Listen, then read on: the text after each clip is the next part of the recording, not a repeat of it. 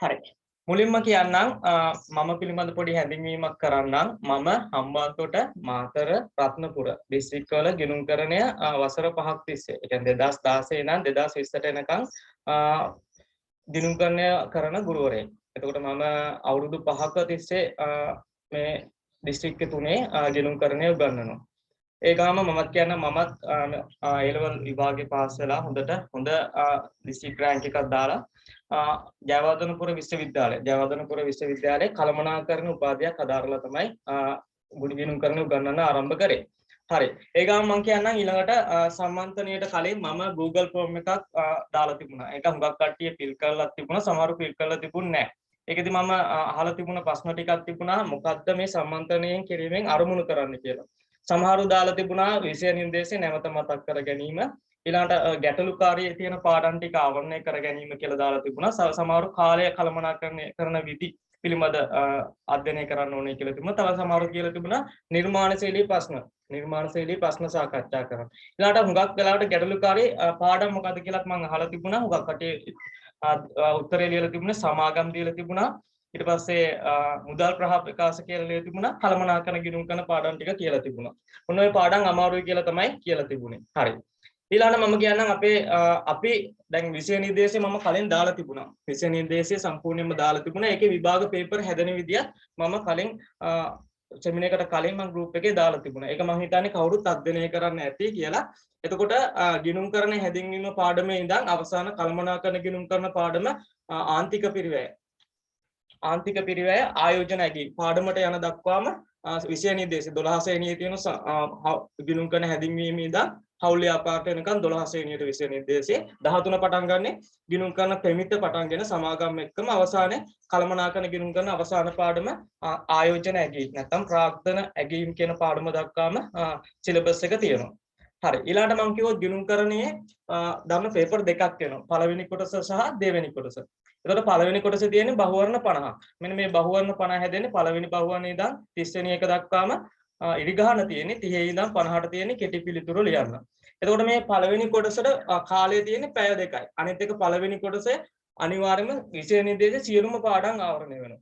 ඒ කියන්නේ පළවෙනි පේපරේ විෂය නිර්දේශ සෑම පාඩමක්ම ආවරණය වෙන විදිහට තමයි පළවෙනි බහුවර්ණ පේපරේ හදන්නේ. අනිත් එක විෂය නිර්දේශ පිළිවෙලටම තමයි ප්‍රශ්නක් තියෙන්නේ. එතකොට අන්න ඒ විදිහට තමයි පළවෙනි කොටස හැදෙන්නේ. ඊළඟට දෙවෙනි කොටස හැදෙන්නේ ප්‍රශ්න 6ක් තියෙනවා. 6න් 5ක් ලියන්න පුළුවන්, එකක් අත්හරින්න පුළුවන්. හැබැයි පළවෙනි ප්‍රශ්නේ දෙවෙනි ප්‍රශ්නේ අනිවාර්යයි. එතකොට ඒකෙත් තියෙන දේවල් තමයි ඒකේ සම්පූර්ණ විෂය නිර්දේශය ආවරණය වෙන්නේ නැහැ. සමහර පාඩම් තියෙන විශේෂයි. ඒ කියන්නේ සමාගම් පළවෙනි ගාන අනිවාර්යෙන් වෙනවා. දෙවෙනි ගාන එනවා ද්‍රව්‍ය ගිණුම්කරණයයි පොදුකාර පිරිවැය. ඒ විදිහට පාඩම් ටිකකින් තමයි සකස් වෙන්නේ. ඒකෙත් ලකුණු අවසාන බෙදුවට පස්සේ ලකුණු 50ක් තියෙන්නේ.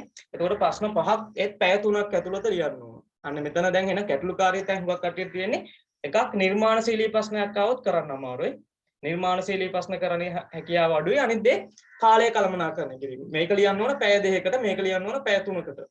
එතකොට කොච්චර සිලබස් එක සම්බන්ධයෙන් සියලුම දේ දන්න සමහරව ඉන්නවා ඕන ගානක් හදන්න පුළුවන්. හැබැයි වෙලාවට හදන්න බෑ. පැය 3ක් ඇතුළත ප්‍රශ්න 5 හදන්න බෑ. තව සමහරව ඉන්නවා ගණන් හදන්නත් පුළුවන්. හැබැයි තියෙන ගණන් ටික හදන්න පුළුවන්. අලුතින් ගානක් આવොත් නිර්මාණශීලී ගානක් આવොත් ඒක හදාගන්න බෑ. ඔන්නෝම ප්‍රශ්න තියෙන කට්ටිය ඉන්නවා. ඊළඟට අපි සෙමිනාර් එක සම්මන්ත්‍රණය ගැන කතා කරමු. සම්මන්ත්‍රණයේ ප්‍රධාන අරමුණු 3ක් තියෙනවා. මුලින්ම කියන්න ඕන අපි මුලින්ම පටන් ගන්න නැහැ ෆුල් පේපර්. කියන්නේ සම්පූර්ණ පේපරයක් කතා කිරීම පටන් ගන්න නැහැ. අපි හැම පාඩමක්ම සිලබස් එකේ මම දන්න ගිණුම් කරන හැදින්වීම ඉඳන් කළමනාකරණ ගිණුම් කරන පාඩම් දක්වා සිලබස් එකේ තියෙන හැම පාඩමක්ම ආවරණය කරනවා. ගිණුම් කරන හැදින්වීම ඒ ආවරණය වෙන විදිහට තමයි කතා කරන්නේ. ආවරණය වෙන විදිහට පේපර් කරලා අවසානයේ සම්පූර්ණ පේපරයක් කරනවා. කාලය හොඳටමත් ඇති මේ මාස දෙක. ඊළඟදී ඔන්න ඔය සම්මන්ත්‍රණය තුල මුලින්ම කිව්වා සිලබස් එක සම්පූර්ණයෙන්ම ආවරණය විදියට තමයි පේපර් හදන්නේ. ඊළඟට අපි ඒකත් එක්ක ආදර්ශ ප්‍රශ්න පත්‍රයක් කරනවා. ඒ ආදර්ශ ප්‍රශ්න පත්‍රයේ තියෙනවා නිර්මාණශීලී ප්‍රශ්න තියෙනවා.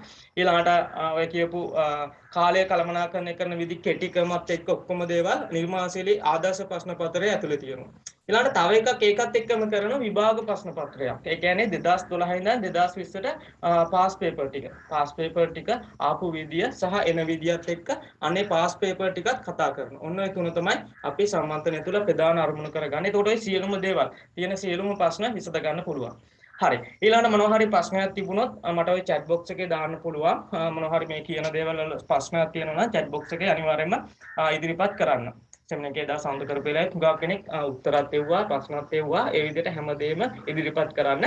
ඉස්සරහට යනකොට අපි ප්‍රධාන කාලසටහනකට යන්නේ. ඒ කාලසටහන හැමෝටම පුළුවන් ටයිම් එකක් තමයි දාන්නේ. එතකොට ප්‍රශ්න වෙන එකක් නැහැ. හරි.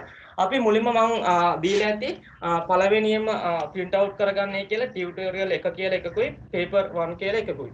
ඔන්න ඔය දෙක තමයි print out කරගන්න තිබුණේ. අපි මුලින්ම කතා කරන පාඩම තමයි ගිණුම් කරන හැදින්වීම. ඒ කියන්නේ අපේ පළවෙනි පාඩම. ගිණුම් කරන හැදින්වීම. ගිණුම් කරන හැදින්වීම පාඩමෙන් තමයි අපි පටන් ගන්න. හරි. ඔන්න ඕකට අදාළ තියරි තියෙන ටියුට් එකකුයි ඊට පස්සේ පේපර් එකකුයි තමයි දීලා තියෙන්නේ. හරි.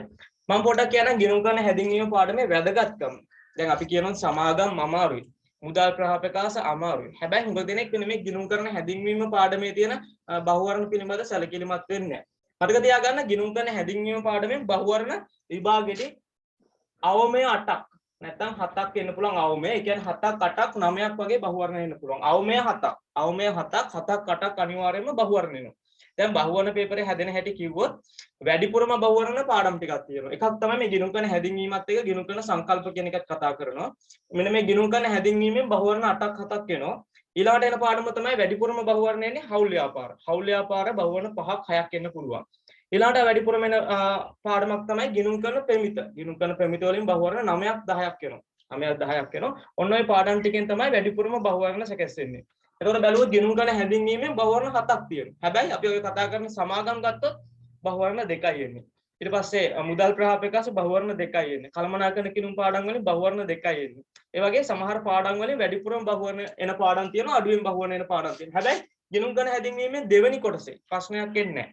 ඒක හරි. ප්‍රශ්නයක් එන්නේ නැහැ දෙවෙනි කොටසේ. හැබැයි මේ බහුවර්ණ පේපරේට හුඟක් කට්ටිය අවධානය අඩු කරලා තියෙනවා. හැබැයි බහුවර්ණ පේපරේ වැදගත්. මොකද විභාග ගානේ දෙවෙනි කොටස හරියට කරාට පළවෙනි කොටස කරගන්න බැරි වුණොත් ඒත් ලකුණු 50ක් අඩු වෙන්නේ. අතනින් ලකුණු 50යි මෙතනින් ලකුණු 50ක් අඩු වෙනවා. අනිත් එක බහුවර්ණයක් කියන්නේ එක ලකුණක් කියන එක වැදගත්කම තේරෙනවා. දැන් මේක තරංකාරී විභාගයක්.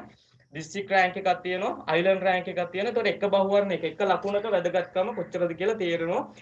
රෑන්ක් එනකොට රෑන්ක් වෙනස් වුණොත් පළවෙනිය වෙන්නේ එක්කෙනා 10 වෙනිය වෙන්නේ එක ලකුණකින් වෙන්න පුළුවන්. ඊට පස්සේ ලංකාවේ පළවෙනිය වෙන්නේ එක්කෙනා ලංකාවේ දෙවෙනිය වෙන්නේ දශම ගානකින් වෙන්න පුළුවන්. දශම ගානකින් තමයි වෙන්නේ. එතකොට අන්න ඒ නිසා ලකුණක් කියන එක ලොකු වැදගත්කමක් තියෙනවා. එතකොට මෙන්න මේ පාඩමේ හුඟක් කට්ටිය මේ බහුවර්ණ මේ පළවෙනි පාඩමේ බහුවර්ණ ටික වරද්ද ගන්නවා. පළවෙනි පාඩමේ බහුවර්ණ හුඟක් කට්ටිය වරද්ද ගන්නවා. ඒකට හේතු තියෙනවා. ඒ කියන්නේ ලේසි ටික වරද්දනවා පුළුවන් හොඳටම අමාරු ඒවා කරනවා. ඒ නිසා එතකොටත් අපරාධේ ඒත් වැඩක් නෑනේ. දැන් අමාරු එක නොකර ඉන්න එක නයි ලේසි එක කරන්න බැරුණ එක නයි කියන වෙනසක් නෑ එතකොට. ඒ නිසා මේ පාඩමත් වැදගත්. බහුවර්ණ 8ක් කියන්නේ මේක හුඟක් කට්ටිය දන්නේ. අනිත් එක මේක එන ආකෘතිය තියෙන ඒ විදියටම තමයි එන්නේ. ඒක වෙනස් වෙන්නේත් නෑ. හරි. අපි එහෙනම් පළවෙනියට පටන් ගන්නවා ගිණුම් කරන හැදින්වීම පාඩම. ඒ කියන්නේ පළවෙනි පාඩම. මේක පිළිවෙලට යන්නේ හැම පාඩමකටම අදාළ ටික විතරයි කරන්නේ. ඒ කියන්නේ දැන් මම කිව්වොත් ගිණුම් කරන හැදින්වීමේ ගිණුම් කරන නිර්වචනය තියෙනවා. කවදාවත් ගිණුම් කරන නිර්වචන විභාගයට එනවද? නෑ. ඒ නිසා ගිණුම් කරන නිර්වචනය කරන්නේ නැහැ. විභාගයට එන ටික විතරයි කරන්නේ. විභාගයට එන ටික විතරමයි ගිණුම් කරන හැදින්වීමෙන් පාඩමෙන් කරන්නේ. ඒක මම කරනකොට තේරෙවි. මේ ටියුට් එකයි පේපර් එක කරනකොට තේරෙනවා. හරි. එහෙනම් ගිණුම් කරන හැදින්වීම පාඩම මුලින්ම ගන්න ඉස්සෙල්ලාම ටියුටෝරියල් 1 කියලා දුන්න ගිණුම් කරන හැදින්වීමේ නිබන්ධනය. මේ නිබන්ධනයේ තියෙන අත්‍යවශ්‍ය ටික විතරයි වෙන මොකුත් නැහැ. විභාගයට එන ටික විතරයි තියෙන්නේ. අන්නේ නිබන්ධනය කරන්න. නිබන්ධනය කරන්නේ ගිණුම් කරන හැදින්වීම කියලා ටියුටෝරියල් 1 කියන එක. මොනවා හරි ප්‍රශ්න තිබුණොත් ඔය chat box එකේ දාන්න පුළුවන්. මොනවා හරි දේවල් තිබුණොත්. හරි. ගන්න ගිණුම් කරන හැදින්වීම කියන පාඩමේ මෙන්න මේ ටියුටෝරියල් 1 කියන එක නිබන්ධනය වුණා. නිබන්ධනේ පේපර් එකේ නෙමෙයි ඉස්සෙල්ලාම ගන්නෙ. හරි. ඒක බලන්න උඩම පළවෙනි පිටුවේ උඩම තියෙන මුලින්ම තියෙන ගිණුම් කරන්නේ මූලික අරමුණ. මුලින්ම තියෙන එක තමයි ගිණුම් කරන්නේ මූලික අරමුණ. තව එකට නමක් කියලා තියෙනවා කාර්යභාරය. මූලික කාර්යභාරය කියලා. මූලික අරමුණ නැත්නම් මූලික කාර්යභාරය කියලා තියෙන ඔන්නෝම එකක් තියෙනවා. මේක වැදගත් දෙයක් තියෙන්නේ මූලික අරමුණ සහ කාර්යභාරය කියන එක. දෙකම එකයි. ගිණුම් කරන්නේ මූලික අරමුණ ඇහුවත් ගිණුම් කරන්නේ කාර්යභාරය ඇහුවත් දෙකම එකයි. මේකේ වැදගත්කමක් තියෙන්නේ මොකද? 2012 ඉඳන් 2020ට එනකම් පාස් පේපර් වල පළවෙනි ප්‍රශ්නේ මේක තමයි ඇවිල්ලා තියෙන්නේ. ගිණුම් කරන්නේ මූලික අරමුණ නැත්නම් කාර්යභාරය. ඔක තමයි ඇවිල්ලා තියෙන්නේ 2012 ඉඳන් 20ට එනකම්. එහෙනම් 21 පේපරේ අනිවාර්යයෙන්ම පළවෙනි ප්‍රශ්නේ එන්නේ මම පෙන්නන්නම් ඒක මේ බහුවර්ණයේම තමයි ගිණුම් කරන්නේ මූලික අරමුණ කාර්යභාරය. හරි. පොඩ්ඩක් කියව ගන්න එක ව්‍යාපාරයේ පිළිබඳ ඇල්ම දක්වන පාසයන්ට තීරණ ගැනීම සඳහා තොරතුරු ඉදිරිපත් කිරීම. මෙන්න මේකේ අත්‍යවශ්‍ය වචන දෙකක් තියෙනවා. එකක් තමයි ඇල්මැති පාසව. හයිලයිට් කරගන්න ඇල්මැති පාසව. අනිත් වැදගත් දේ තමයි තීරණ ගැනීම සඳහා. තීරණ ගැනීම සඳහා. තීරණ ගැනීම සඳහා.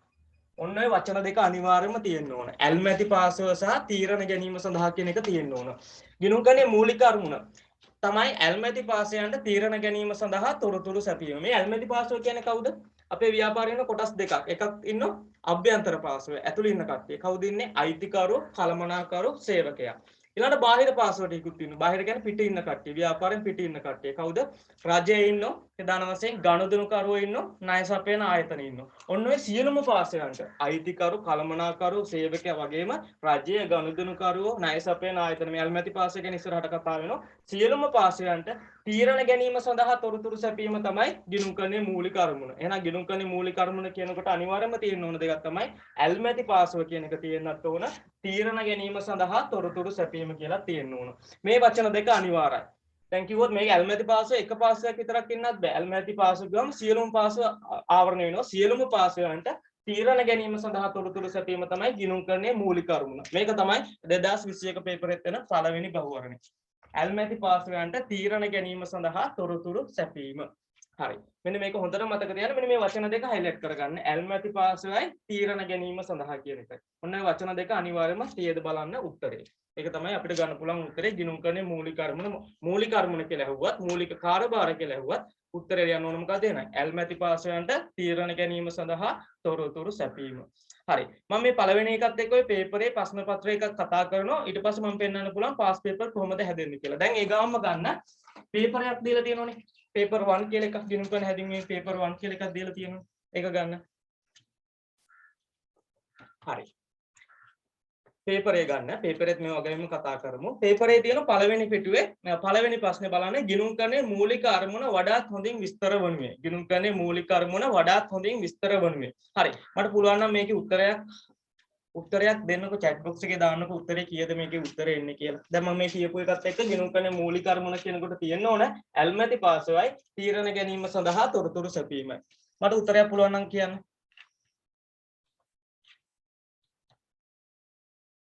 උත්තරයක් මේකේ ගන්න පුළුවන් එකක් කියලා බලලා මට උත්තරයක් දාන්න chat box එකේ.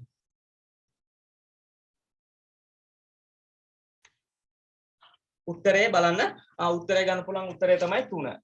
එතකොට එන්න ඕන ඇල්මැති පාසව දක් තියෙනත් ඕන තීරණ ගැනීම සඳහා තොරතුරු සැපීම. පළවෙනි එක ගන්න ගනුදෙනු මූලික පොත්වල සටහන් කිරීම මෙහෙම එකක් ගන්න බෑ. තොරතුරු කළමනාකරුවන්ට භාවිතය සඳහා සංවේදනය කිරීම. මේකත් ගන්න පුළුවන් හැබැයි තියෙන්නේ කළමනාකරු විතරයි. ඒ කියන්නේ ඇල්මැති පාසයෙන් එක පාසයක් විතරයි තියෙන්නේ. එතකොට ඒක ගන්නත් බෑ. ඇල්මැති පාසවම ඉන්නත් ඕන. ඊළඟට ආයතනයේ තුන්වෙනි එක හරි 4 වාර්ෂික විගණනය සඳහා තොරතුරු සැපීම මෙහෙම එකක් නෑ ගිණුම්කරණයේ මූලික අරමුණ. ආයතනයේ මූලවාතා ගිණුම්කරන ප්‍රමිතීන්ට පදනම්ව පිළිවෙල කිරීම. එහෙම ඒකත් මූලික අරමුණක් නෙවෙයි. ඒ වෙන ක්‍රියාවලි. හැබැයි මූලික අරමුණ තමයි මේක. හරි. ඊළඟට ඒ ගාම දැන් පළවෙනි පිටුවනේ ගත්තේ. මම ඒ ගාම අනිත් ඔය පාස් පේපර් වලත් ඔය පළවෙනි ප්‍රශ්නේ දෙකයි මම පොඩ්ඩක් පෙන්නන්නම් ආපු විදිය. ගන්නකො පිටු අංක 7 පිටු අංක 7 තියෙනවා දැන් මම කියපු පේපරේ පිටු අංක 7 තියෙන පසුගිය විභාග ප්‍රශ්න පත්‍රය කියලා. ඒකේ තියෙන්නේ ගිණුම්කරණ හැදින්වීම පාඩමෙන් 2012 ඉඳන් 2020ට ආපු වෙනකම් බහුවර්ණ ටික. බලන්න බහුවර්ණ එක පේපර් එක 7ක්වත් තියෙනවා. හරි. ඔන්න ඕක ගන්න පිටු අංක 7 පසුගිය විභාග ප්‍රශ්න කියලා ඉස්සලම 2012 එක. හැම අවුරුද්දෙම පළවෙනි ප්‍රශ්න තමයි එන්නේ 2012 එක ගිණුම්කරණයේ මූලික අරමුණ වන්නේ. මටත් ඒකෙත් උත්තරයක් පුළුවන් නම් ඔක ගියා. ගිණුම්කරණයේ මූලික අරමුණ වන්නේ 2012 එක. පිටු අංක 7 තියෙන්නේ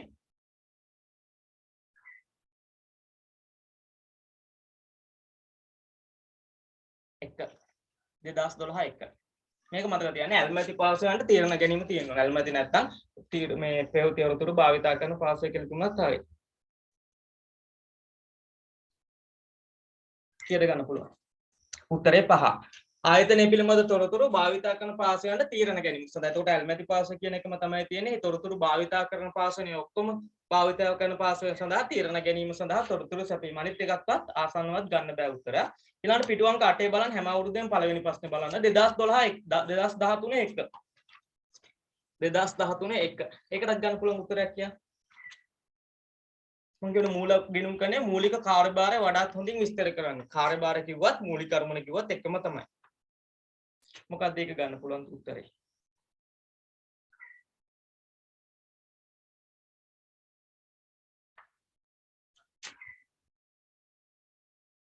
ඔක පොඩ්ඩක් නිකන් ප්‍රශ්නයක් වගේ ඇති. බලන්න ඒකේ එක ගන්න බෑ කොහොමද? දෙවෙනි එකත් බෑ මූලතොරතුරු පරිවර්තනය කිරීම. තුන ගන්නත් බෑ. හතර ගන්න හතර පොඩ්ඩක් තියාගමු. පහ ආයතන පිළිබඳ ඇල්ම දක්වන බාහිර පාර්ශ්වයන්ට සහ ඒ කළමනාකරුවන්ට තීරණ ගැනීම සඳහා තොරතුරු සැපීම. බලන්න ඉස්සෙල්ලා හතරවෙනි එක තියෙන්නේ පාලන සඳහා කළමනාකරුවන්ට තොරතුරු සැපීම. ඒක ඇල්මැති පාර්ශ්වයෙන් එක්කෙනා ඉන්නේ කළමනාකරුවෝ. හැබැයි පස්වෙනි එකේ බලන්න ඇල්ම දක්වන බාහිර පාර්ශ්වය ඉන්න. බාහිර කවුද? රජය, ගනුදෙනුකරුවෝ, ණය සපයන ආයතන. ඒ කට්ටියක් ඉන්නවා. තව කළමනාකරුවෝ. ඒ කියන්නේ අභ්‍යන්තර එක්කෙනෙකුත් ඉන්නවා. ඒතකොට වැඩිම පාර්ශ්ව ගාණක් ඉන්න උත්තරේ. ආසන්න වශයෙන් ගන්න පුළුවන් උත්තරේ මොකද්ද? 5. ඒකේ නැත්තේ අයිතිකරුවයි සේවකයයි. නැත්තම් අනිත් කට්ටිය ඔක්කොම ඉන්නවා. හැබැයි උත්තර වලින් ගන්න පුළුවන් ආසන්නම උත්තරේ ගන්න ඕන. වැඩිම පාර්ශ්ව ගාණක් ඉන්නේ නම් උත්තරේ මොකද්ද? 5. එහෙනම් ගන්න පුළුවන් උත්තරේ 5. ඒ ගමන් බලන්නේ ඒ පිටුවේම පිටු අංක 8ෙම 2014 A level 1. 2014 A level 1ටත් ගන්න පුළුවන් උත්තරේ. ඔය හැම අවුරුද්දම ආපු පළවෙනි ප්‍රශ්නේ. හතරනේ. ඒක කෙලින්ම තියෙනවා ඒ ආයතනයේ පිළිබඳ ඇල්ම දක්වන පාර්ශ්වයන්ට තීරණ ගැනීම සඳහා තොරතුරු සපයයි. ඔය පස්වෙනි එකත් බලන්න සම්පත් භාවිතා කිරීම තොරතුරු කළමනාකරුවන්ට සපයනු ලබයි. ඒකත් හරි උත්තරේ. හැබැයි එක පාර්ශ්වයයි ඉන්නේ. එක පාර්ශ්වයයි ඉන්නේ. එක පාර්ශ්වයයි ඉන්නේ. හරි.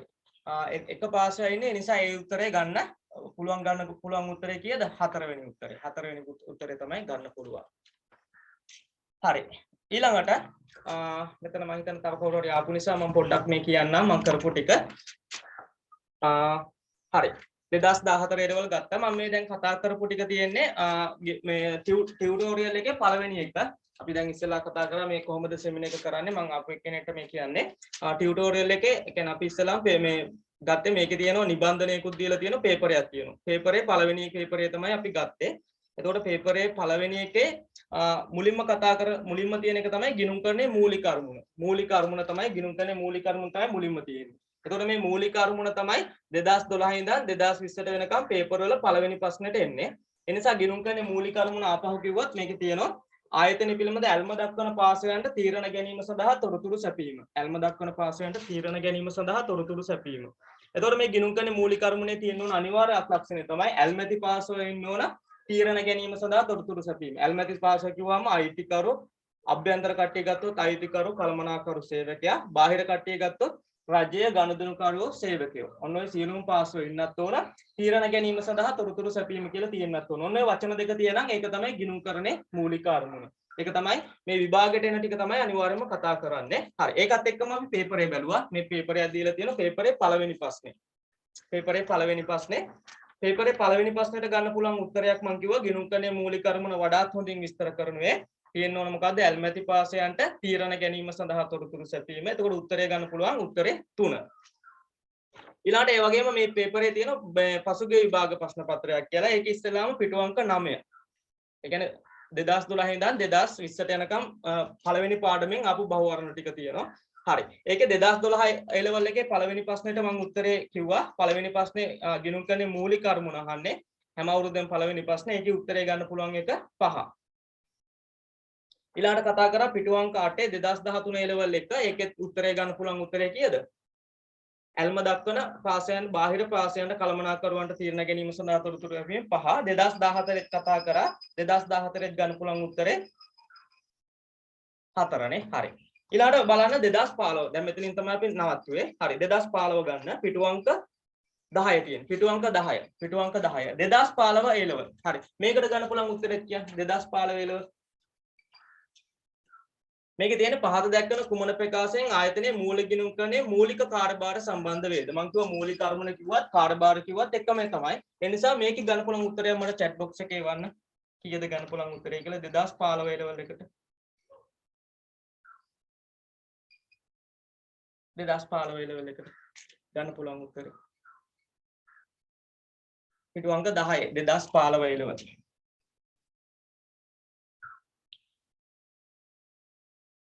කීයද ගන්න පුළුවන් උත්තරේ?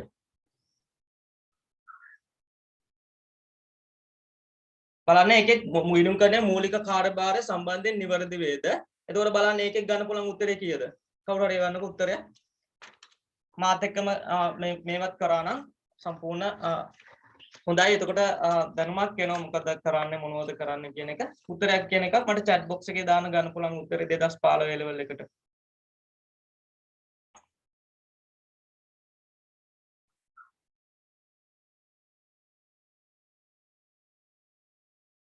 හරි 2015 level එකට ගන්න පුළුවන් උත්තරේ අංක 3. අංක 3 තමයි හරි. 3. බලන්න ඒකේ තියෙන එක ආයතනයේ පිළිබඳ ඇල්ම දක්වන පාසුවන්ට අන්න ඇල්මැති පාසුව ඔක්කොම ඉන්න පොදු පරමාර්ථ මූල වාර්තා පිළියෙල කිරීම. ඒ කියන්නේ පොදු පරමාර්ථ මූල කියන්නේ තීරණ ගැනීම සඳහා තොරතුරු සැපීමක් තමයි. පොදු පරමාර්ථ මූල ප්‍රකාශ කියන්නේ ඔය ආදායම් ප්‍රකාශ මූල තත්ත්ව ප්‍රකාශ. ඒවා යොදාගන්නේ තීරණ ගැනීම සඳහා තමයි. එහෙනම් ගන්න පුළුවන් උත්තරේ 3 වෙනි එක. බලන්න 4 ඒ ආයතනයේ අයිතිකරුවන්ට තීරණ ගැනීම සඳහා අතීත හා අනාගත තොරතුරු සපයයි. 4ත් හරි. හැබැයි ඇල්මැති පාසුවේ සියලුම පාසුවේ නැහැ. අයිතිකරු විතරයි. එක්කෙනෙක් නෙන්නේ. ඒ නිසා ඒ උත්තරේ ගන්න බෑ. එහෙනම් ආසන්න වශයෙන් ගන්න පුළුවන් උත්තරේ 2015 එකට අංක 3. අංක 3 තමයි ගන්න පුළුවන්. ඒ ගාම බලන්න පිටු අංක 11. 2016 level 1. 2016 මම මේ මුල් ටික විතරයි මේ විදිහට මේ පේපරෙන් කතා කරන්නේ. ඊට පස්සේ ටියුට් එක ඉවර කරලා තමයි මේ නිබන්ධන ඉවර කරලා තමයි පේපරේට එන්නේ. මම ওই පළවෙනි එකකින් පෙන්නන විභාග පේපරේ කොහොමද හැදෙන්නේ කියලා. ඒක දැනගන්න එපා ඉස්සෙල්ලා. හරි 2016 level 1 පිටු අංක 11. පිටු අංක 11 2016 level 1. මේකට ගන්න පුළුවන් උත්තරයක් කියන්න. 2016 level 1.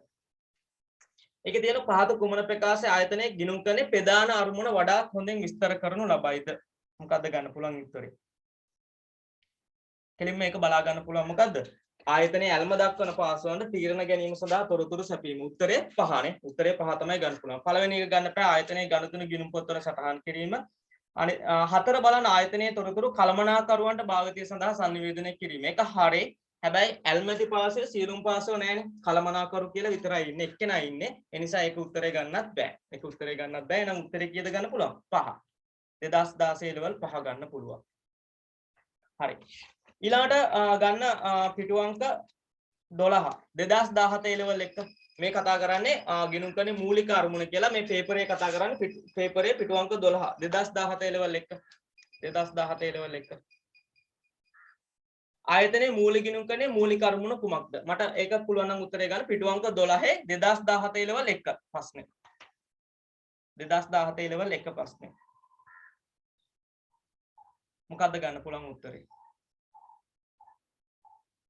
උත්තරේ 5නේ ආයතනයේ පිළිබඳ ඇල්ම දක්වන බාහිර පාසයන්ට තීරණ ගැනීම සඳහා තොරතුරු සැපීම. එතකොට මේකේ තියෙන ඇල්ම දක්වන බාහිර පාසය විතරයිනේ. තීරණ ගැනීම. මම කියන්නේ තීරණ ගන්න ඕන ඇල්මැති පාසවන්ට තීරණ ගැනීම සඳහා තොරතුරු සැපීම තමයි ගිණුම් කරන්නේ මූලික අරමුණ. හැබැයි මේකේ ඉන්නේ ඇල්මැති දක්වන බාහිර පාසය විතරයිනේ.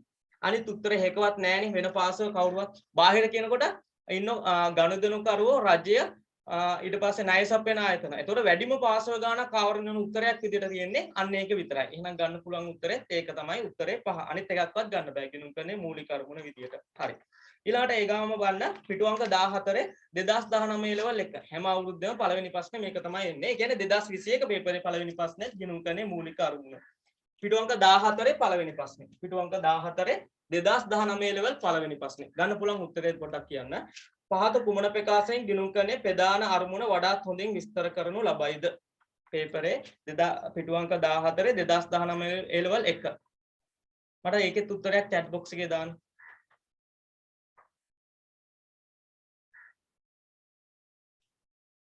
ඒක ගන්න පුළුවන් උත්තරේ මොකද්ද උත්තරේ 5 ආයතනයේ ඇල්මැති පාසුව ඉන්නත් ඕන තීරණ ගැනීම සඳහා තොරතුරු සැපීම තියෙන්නත් ඕන එහෙනම් ගන්න පුළුවන් උත්තරේ කීයද 5 හතර බලන්න කළමනාකරුවන්ගේ භාවිතය සඳහා මූලතොරතුරු සැපීම. හැබැයි ඒකත් හරි උත්තරේ. හැබැයි ඇල්මැති පාසුව සීලුම් පාසුව නැහැ. කළමනාකරුවෝ විතරයි. ඒ නිසා ඒ උත්තරේ ගන්න බෑ. උත්තරේ ගන්න පුළුවන් 5. 2019 level 5 තමයි උත්තරේ ගන්න පුළුවන්. ඊළඟට අපේ ආසන්නට ආපු 2021කට කලින් 2020 ආපු පේපරෙත් බලන්න පළවෙනි ප්‍රශ්නේ මොකද්ද කියලා පිටු අංක 15 තියෙනවා 2020 level එකේ පළවෙනි එක. 2020 level එකේ පළවෙනි එක. 2020 level එකේ පළවෙනි එක බලන්න ආයතනයේ මූල ගිණුම් කරන්නේ මූලික අරමුණ කුමක්ද? ඒකෙත් අහලා තියෙන්නේ මූලික අරමුණ තමයි. මොකද්ද ගන්න පුළුවන් උත්තරේ? ඒකෙත් මට chat box එකේ දාන්න ගන්න පුළුවන් උත්තරය.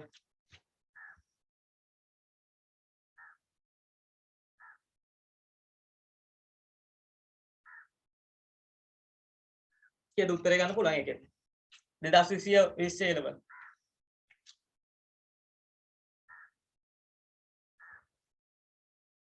කීයද? ආයතනයේ මූල ගිණුම් කනේ මූලික අරමුණ කුමක්ද? ඒකෙත් ගන්න පුළුවන් උත්තරේ මොකද්ද? 4. ඒකේ ගන්න පුළුවන් උත්තරේ මොකද්ද? 2020 ලෙවල් එකේ ගන්න පුළුවන් උත්තරේ 4.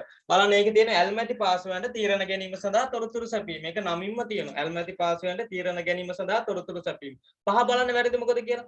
කළමනාකරුවන්ට තීරණ ගැනීම සඳහා තොරතුරු සැපීම එක පාසුවයි ඉන්නේ. ඇල්මැති පාසුවම තියෙන්න ඕන. අන්න ඒ නිසා ගන්න පුළුවන් උත්තරේ 5. දැන් ඔය මම ඔය ටියුට් එකේ ඒ කියන්නේ නිබන්ධනයේ පළවෙනි එකෙන් පෙන්නුවේ පාස් පේපර් බලන්න 2012 ඉඳන් 2020ට යනකම් පළවෙනි ප්‍රශ්නේ ආවිලා තියෙන ගිණුම්කරණයේ මූලික අරමුණු.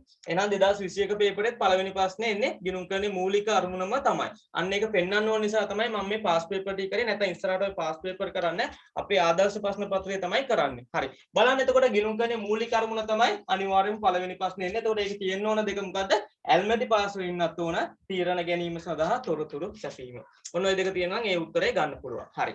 ආපහු ගන්න අපේ නිබන්ධනය. දැන් මම මේකෙන් පෙන්නුවා පාස් පේපර් හැදෙන්නේ කොහොමද කියලා. කවුරු හරි මේක දැක්කත් දන්නේ නැහැ. සමහරු මේක දකින්නත් ඇති, සමහරු දකින්නත් නැතුවත් ඇති.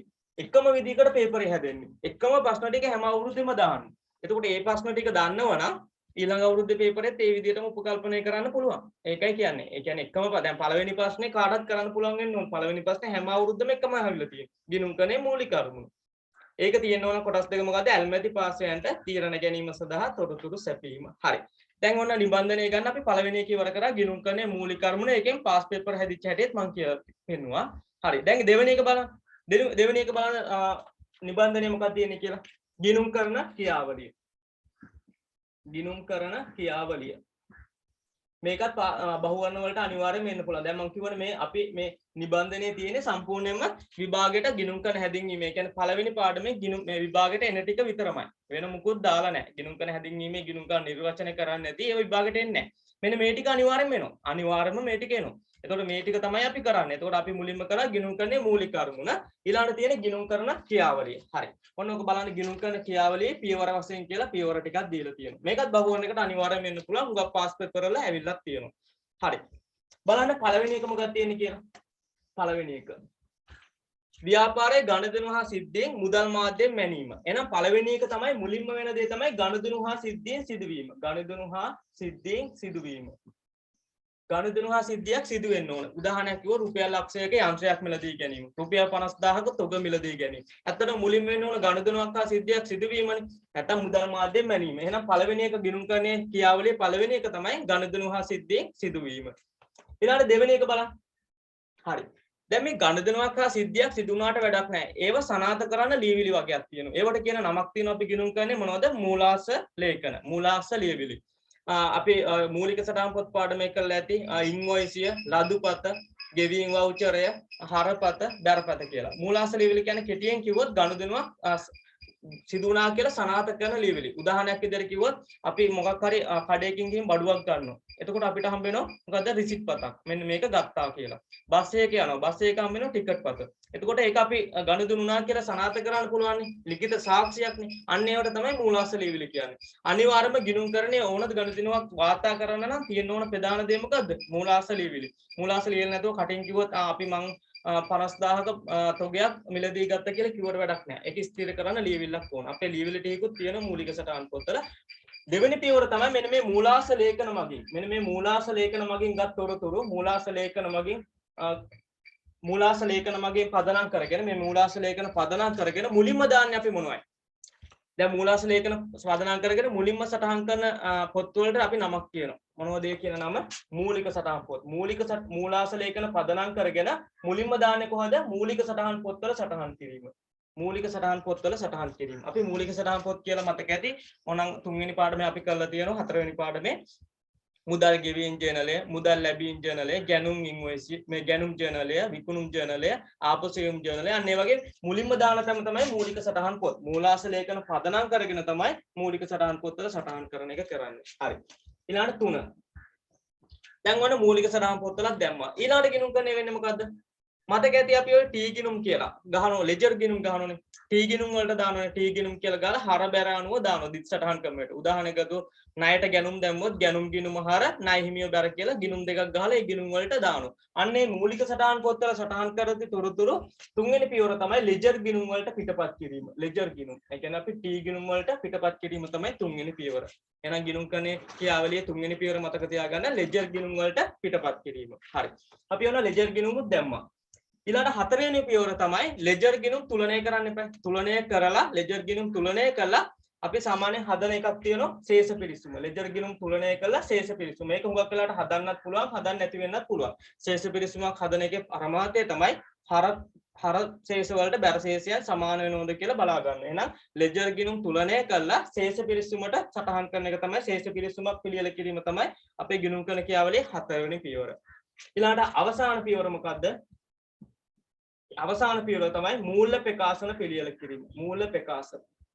අවසාන පියවර තමයි මූල ප්‍රකාශන පිළියෙල කිරීම. මොනවද මේ මූල ප්‍රකාශන කියන්නේ?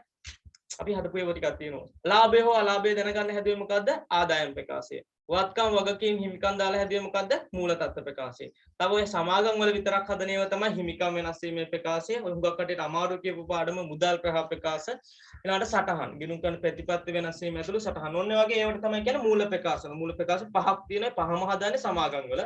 තනි පුද්ගල ව්‍යාපාරික නම් ආදායම් ප්‍රකාශයයි මූල තත්ත්ව ප්‍රකාශය තමයි හදන්නේ. ඔන්න ඔය මූල ප්‍රකාශන වල සටහන් කරන එක තමයි පස්වෙනි පියවර. ආදායම් වියදම් තිබුණොත් ආදායම් ප්‍රකාශය දානවා. වත්කම් වගකීම් හිමිකම් තිබුණොත් මූල තත්ත්ව ප්‍රකාශය දානවා. ඔන්න මූල ප්‍රකාශ හදන එක තමයි පස්වෙනි පියවර. එහෙනම් ගිණුම් කරන ක්‍රියාවලියේ පියවර ටික බලා ගන්න. පළවෙනි එක ගණිතණු හා සිද්ධීන් සිදුවීම. ඊළඟට මූලාස ලේඛන පදනම් කරගෙන මූලික සටහන් පොත්වල සටහන් කරන එක. තුන්වෙනි පියවර ලෙජර් ගිණුම් වලට පිටපත් කිරීම. හතර ලෙජර් ගිණුම් තුලනය කළ තමයි ශේෂ පිරිසුමට පිටපත් කිරීම. පහ මූල ප්‍රකාශන පිළියෙල කිරීම. ඔන්න ඔය පියවර පහ මතක තියාගන්න. මොකද ඔක පිළිවෙලට හදන්න එන්නේ. බහුවර්ණ වලට එන්නේ පිළිවෙලට හදන්න. ඒකට මේ පිළිවෙලට හදන්න පුළුවන් වෙන්න ඕන. හරි. ඔන්න ඔය ටික මතක තියාගෙන ගමම අපි පේපරෙත් ඔය වගේ කොහොමද බහුවර්ණයකට එන්නේ කියලා කතා කරමු. හරි. දැන් ඒ ගාම ගන්න පේපරේ මේකත් එක්කම අපි පේපරේ පළවෙනි ටික විතරයි කරන්නේ. මොකද පෙන්වන්න ඕන මට මෙන්න මේව එනවා කියන එක. ඊට පස්සේ ටික අපි මේ ටියුට් එක ඉවර කරලා පේපරේට එන්නේ. හරි. පේපරේ ගන්න. පේපරේ දෙවෙනි ප්‍රශ්නේ. දැන් පළවෙනි එක ගිණුම් කරන්නේ මූලික කර්මණය කරානේ. දෙවෙනි ප්‍රශ්නේ. තියෙන බලන්න ගිණුම් කරන්නේ ක්‍රියාවලියේ නිවැරදි අනුපිළිවෙල වනුවේ. නිවැරදි අනුපිළිවෙල වනුවේ. අන්න දැන් මේකේ මතකයෙන් කියන්න ඕන ඔක කවුරු හරි හදලා chat box එකේ දාන්න. ඔක නිවැරදි පිළිවෙලට හදලා ගන්න පුළුවන් උත්තරේ. මට අනිවාර්යෙන් උත්තරයක් එවන්න. ඊට පස්සේ මම ඒක බලලා කියන්න පුළුවන් හරිද වැරදිද කියලා. වැරදුනාට කමක් නැහැ එවන්න. ඔය ටික පිළිවෙලට හදන්න තියෙනවා. හරියනවද වැරදිනවද කියලා බලන්න. තමන් කරලා බලන්න ඕනේ.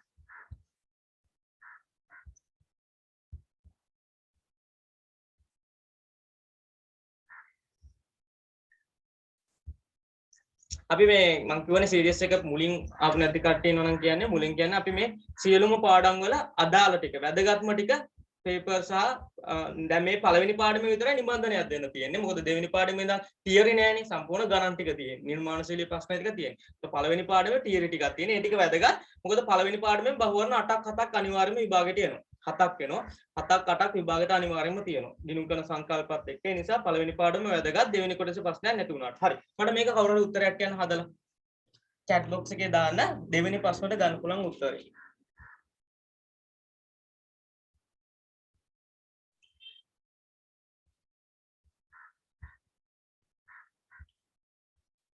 කීයද ගන්න පුළුවන් උත්තරේ. වැරදුනට කමන්නේ හදලා උත්තරයක් ඒවා.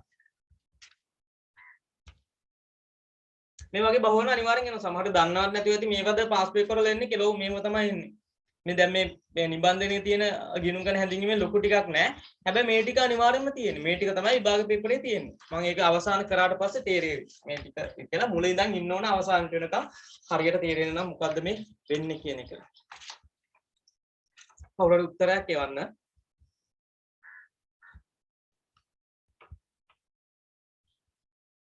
කීයද ගන්න පුළුවන් උත්තරේ කියන්නේ.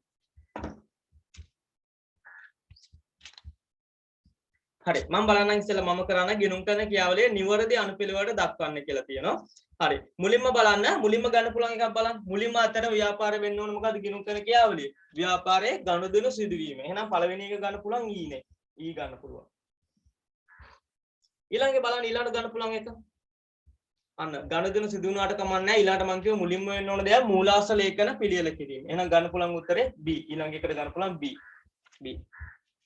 මූලාශ්‍ර ලේඛන පිළියෙල කිරීම කරා. ඊළඟට ගන්න පුළුවන් එක මොකද්ද? මුලින්ම දාන පොත් වලට කියන මූලික සටහන් පොත්. මූලික සටහන් පොත්වල සටහන් කිරීම C එන්නේ. ඊළඟට ගන්න පුළුවන් මේ මූලික සටහන් පොත්වල දාපු ඒවා ලෙජරයට ගනුදෙනු පිටපත් කිරීම A ගන්න පුළුවන්. A ගන්න පුළුවන්. අවසාන මූල ප්‍රකාශය. ඒ කියන්නේ ආදායම් ප්‍රකාශ, මූල තත්ත්ව ප්‍රකාශ හදන එක D ගන්න පුළුවන්. බලන්න මෙහෙම උත්තරයක් E B C A D කියන උත්තරේ කීයද? උත්තරේ 2. එහෙනම් දෙවෙනි ප්‍රශ්නට එන උත්තරේ කීයද? 2. පේපරේ දෙවෙනි ප්‍රශ්නට එන උත්තරේ 2. දෙවෙනි ප්‍රශ්නට එන උත්තරේ 2. දෙවෙනි ප්‍රශ්නට එන උත්තරේ 2. මම හිතනවා ඒක හරි කියලා. ඊළඟට මම මේකේ මෙන්න මේ ගානේ තව එකක් විතරක් පාස් පේපර් උත් පෙන්නන්නම්. අනිත් ටික තනියෙන් පාස් පේපර් ටික කරන්න.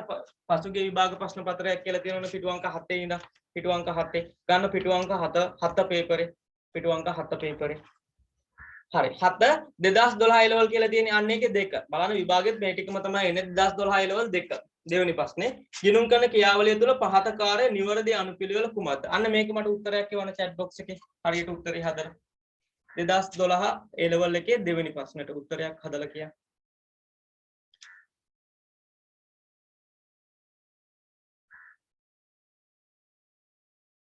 උත්තරය දාන්න. අරගෙන ගිණුම් කරන ක්‍රියාවලිය මතක තියාගන්න ගනුදෙනු හා සිද්ධිය සිදු වෙනවා. ඊළාට මූලාශ්‍ර ලේඛන පදනම් කරගෙන මූලික සටහන් පොත්වල දාන එක. ඊළාට ලෙජර් ගිණුම් වලට පිටපත් කරන එක. ලෙජර් ගිණුම් කරන එක ශේෂ පිරිසුම් පිළිවෙල කිරීම. අවසාන මූල ප්‍රකාශන පිළිවෙල කිරීම. මේ ටික මතකෙන් තියාගෙන මොනවාක උත්තරයක් ගන්න. 2012 A level දෙවෙනි එකට.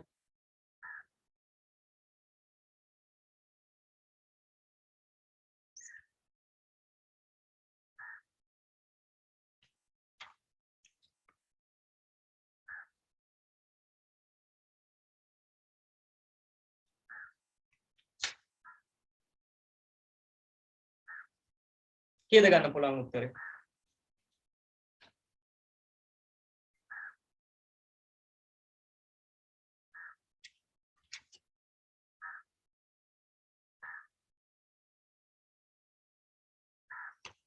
හරි බලන්න මේකත් බලන්න 2012 A level 1 ගිණුම් කරන ක්‍රියාවලිය පහත නිවැරදි අනුපිළිවෙලට හදන්නේ කියලා තියෙනවා. බලන්න ඒකේ ගන්න පුළුවන් පළවෙනි එක ගන්න පුළුවන් ව්‍යාපාරයේ ගනුදෙනු සිදුවීම. C ගන්න පුළුවන් පළවෙනි එක.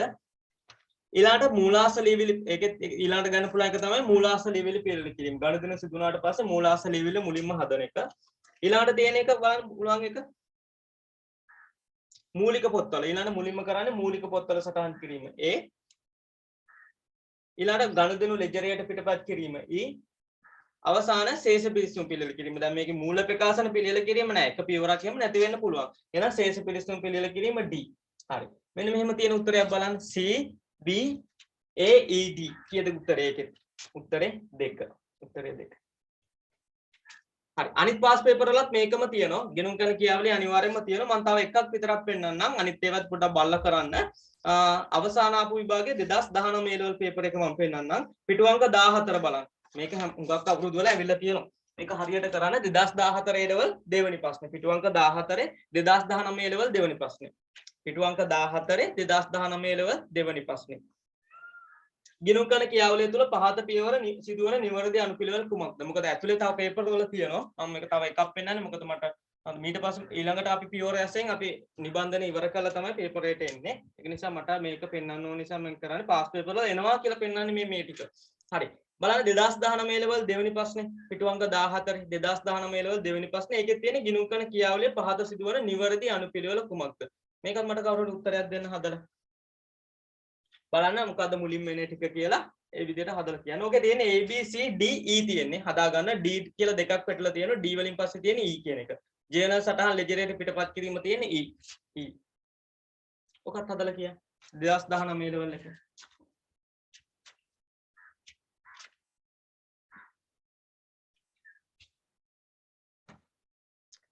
උත්තරයක් දුන්නා නම් හොඳයි.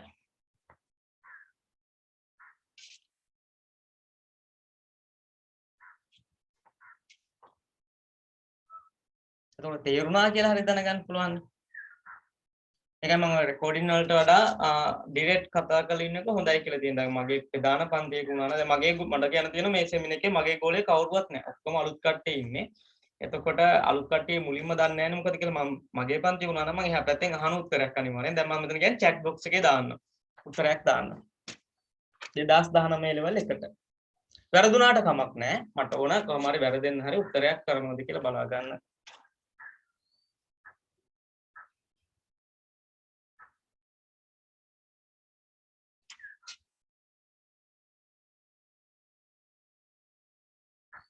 හරි.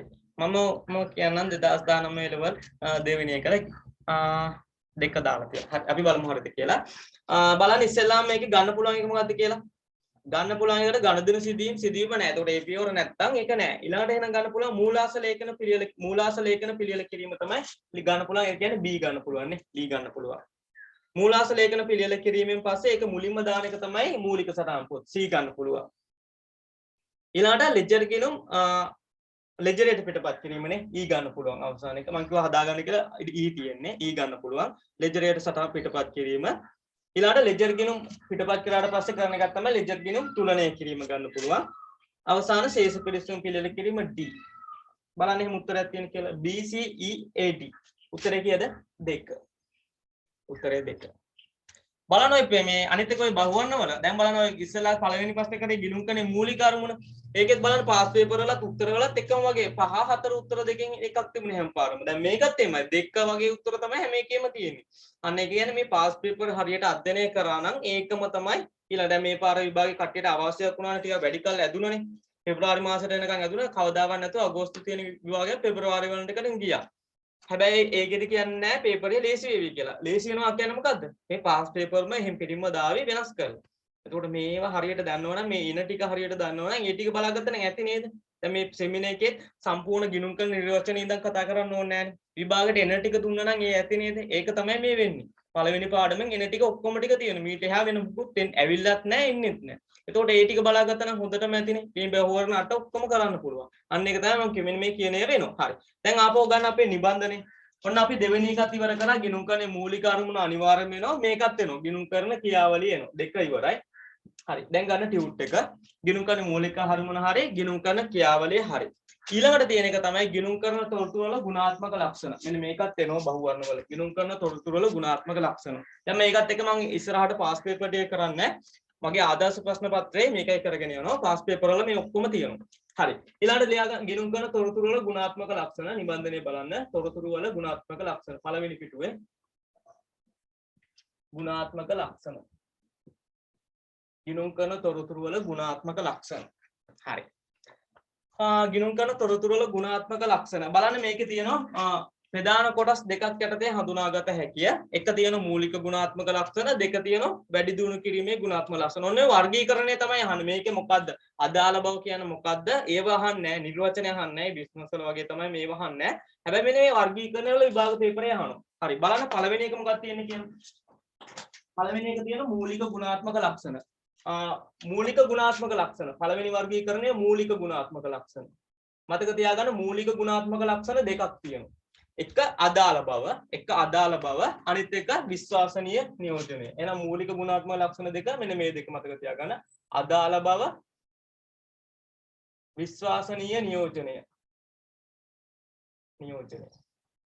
හරි. මේවා තේරුම් අහන්නේ අදාළ බව කියන්නේ තොරතුරක් තීරණයකට අදාළ කරගන්න පුළුවන් වෙන්න ඕන. විශ්වාසනීය නියෝජනය කියන්නේ ඒක නිවැරදි වෙන්න ඕන. ඒ තොරතුරු නිවැරදි වෙන්න ඕන. ඔන්න ඕක තමයි අපිට කියලා දෙන මූලික ගුණාත්මක ලක්ෂණ දෙක. එහෙනම් මතක තියාගන්න මූලික ගුණාත්මක ලක්ෂණ දෙක අදාළ බවයි විශ්වාසනීය නියෝජනයයි. ඊළඟ වර්ගීකරණය තියෙනවා වැඩි දියුණු කිරීමේ ගුණාත්මක ලක්ෂණ. වැඩි දියුණු කිරීමේ ගුණාත්මක ලක්ෂණ.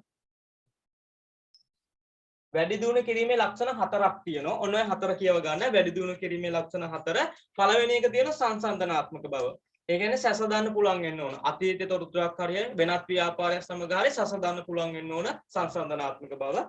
ඊළඟට තියෙන සත්‍යාපන බව. සත්‍යාපනය කළ හැකි බව. ඒ කියන්නේ මේ තොරතුරු නිවැරදි කියලා තහවුරු කරන්න හැකියාවක් තියෙන්න ඕන සත්‍යාපනය කළ හැකි බව. ඊළඟට තියෙන කාලීන බව. ඒ කියන්නේ හරි තොරතුරු අදාළ කාලයට ලැබෙන්න ඕන. ඒ කියන්නේ තීරණ ගන්න කාලයට අදාළ වෙන විදිහට තොරතුරු ලැබෙන්න ඕන. අවසානයේක පහසුවෙන් තේරුම් ගත හැකි බව. ඒ කියන්නේ ගිණුම් කරන්නේ දන්න කෙනෙක් වුණත් දන්නේ නැති කෙනෙක් වුණාට මෙන්න මේ මූල ප්‍රකාශ දැක්කට පස්සේ තේරුම් ගන්න පුළුවන් වෙන්න ඕන. තේරුම් ගැනීමේ හැකියාවක් තියෙන්න ඕන. ඔන්න ඕකට කියන වැඩි දියුණු කිරීමේ ගුණාත්මක ලක්ෂණ. එන්න ඔන්න ඔය වර්ගීකරණය තමයි බහුවර්ණ වල අහන්නේ. මූලික දෙක මොකක්ද ඇහුවොත් අදාළ බවයි විශ්වාසනීය නියෝජනයයි. වැඩි දියුණු කිරීමේ හතර ඇහුවොත් සංසන්දනාත්මක බව, සත්‍යාපනය කළ හැකි බව, කාලීන බව, පහසුවෙන් තේරුම් ගත හැකි බව. ඔය තේරුම් ලොකුවට අහන්නේ නැහැ. තේරුම් අහන්නේ ඔන්න වර්ගීකරණය හුඟක් පාස් පේපර් වල බහුවර්ණ වල අහලා තියෙනවා. අද උන් ගා 2019 ත් අහලා ඊට කලිනුත් හුඟක් පාස් පේපර් වල අහලත් තියෙනවා. ඒ නිසා ඔන්න ඕක මතක තියාගන්න. ඊළඟට බහුවර්ණ වල එන්න පුළුවන් එක තමයි ගිණුම් කරන තොරතුරු වල ගුණාත්මක ලක්ෂණ. අහන්නේ මොකද්ද? මූලික එකයි වැඩි දියුණු කිරීම එකයි කවලම් කරලා අහන්න පුළුවන්. මේ දෙක හොඳට අඳුර ගන්න තියෙන්න ඕන. හරි. ඒකත් එක්ක පේපරේ ගන්න. පේපරේ විතර මම පාස් පේපර් වලට යන්නේ නැහැ දැන්. පේපරේ 3 වෙනි ප්‍රශ්නේ. පේපරේ 3 වෙනි ප්‍රශ්නේ ගන්න. පළවෙනි පිටුවේ 3 වෙනි ප්‍රශ්නේ. මේකත් එක්කම අපි ආදර්ශ ප්‍රශ්න පත්‍රය කරගෙන යනවා. 3 වෙනි ප්‍රශ්නේ ගන්න. හරි 3 වෙනි ප්‍රශ්නේ බලන්න මූල වාර්තා කරන සංකල්පනාමයට අනුව පහතද කුමන දෑ මූලික ගුණාත්මක ලක්ෂණ ලෙස සලකනු ලබයි. ඒ කියන්නේ මූලික දෙක විතරක් තියෙන එක අහන්නේ. මූලික දෙක විතරක් තියෙන එක. මට මේකේ උත්තරයක් දාන්න කීයද ගන්න පුළුවන් උත්තරේ?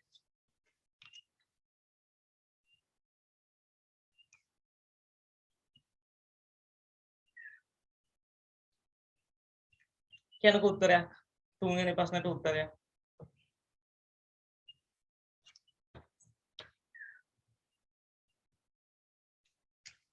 හතර. හරි. අන්න මූලික දෙක විතරක් තියෙන එක අහන්නේ අදාළ බවයි විශ්වාසනීය නියෝජනයයි. ඔන්න ඔය දෙක තියෙන උත්තරේ කීයද? ගන්න පුළුවන් උත්තරේ 3 වෙනි ප්‍රශ්නෙට 4.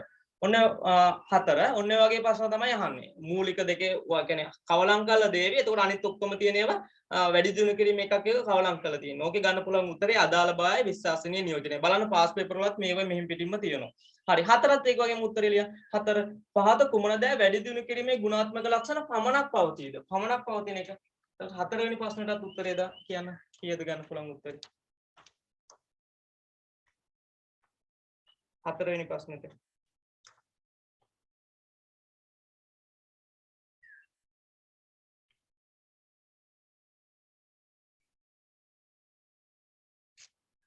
හතරවෙනි ප්‍රශ්නට උත්තරයක් දා.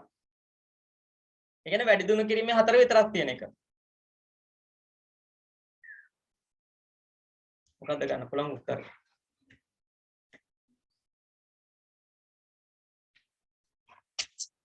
තුනනේ සංසන්දනාත්මක බව, සත්‍යාපන බව, කාලානුරූපී බව පහසුවෙන් අවබෝධ කරගත හැකි. එහෙනම් 4 වෙනි ප්‍රශ්නෙට උත්තරය 3.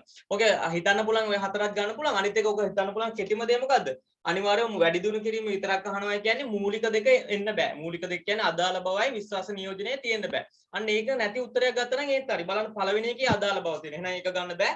දෙවෙනි එකෙත් අදාළ බව. ඒක ගන්න බෑ. හතරෙත් අදාළ බව තියෙනවා. පහ විශ්වාසනීය නියෝජනයේ තියෙනවා. ඒ දෙක මූලික දෙකනේ. මූලික දෙක තියෙන්නේ නැති උත්තරයක් තියෙන කීයද? 3. ඔන්න ඕක තමයි වැඩි දියුණු කිරීමේ ගුණාත්මක ලක්ෂණ පමණක් පවතින්නේ. ඕක පාස් පේපර් වලත් බලන්න. පාස් පේපර් වලත් එහින් පිටින්ම ওই ටික තියෙනවා. හරි.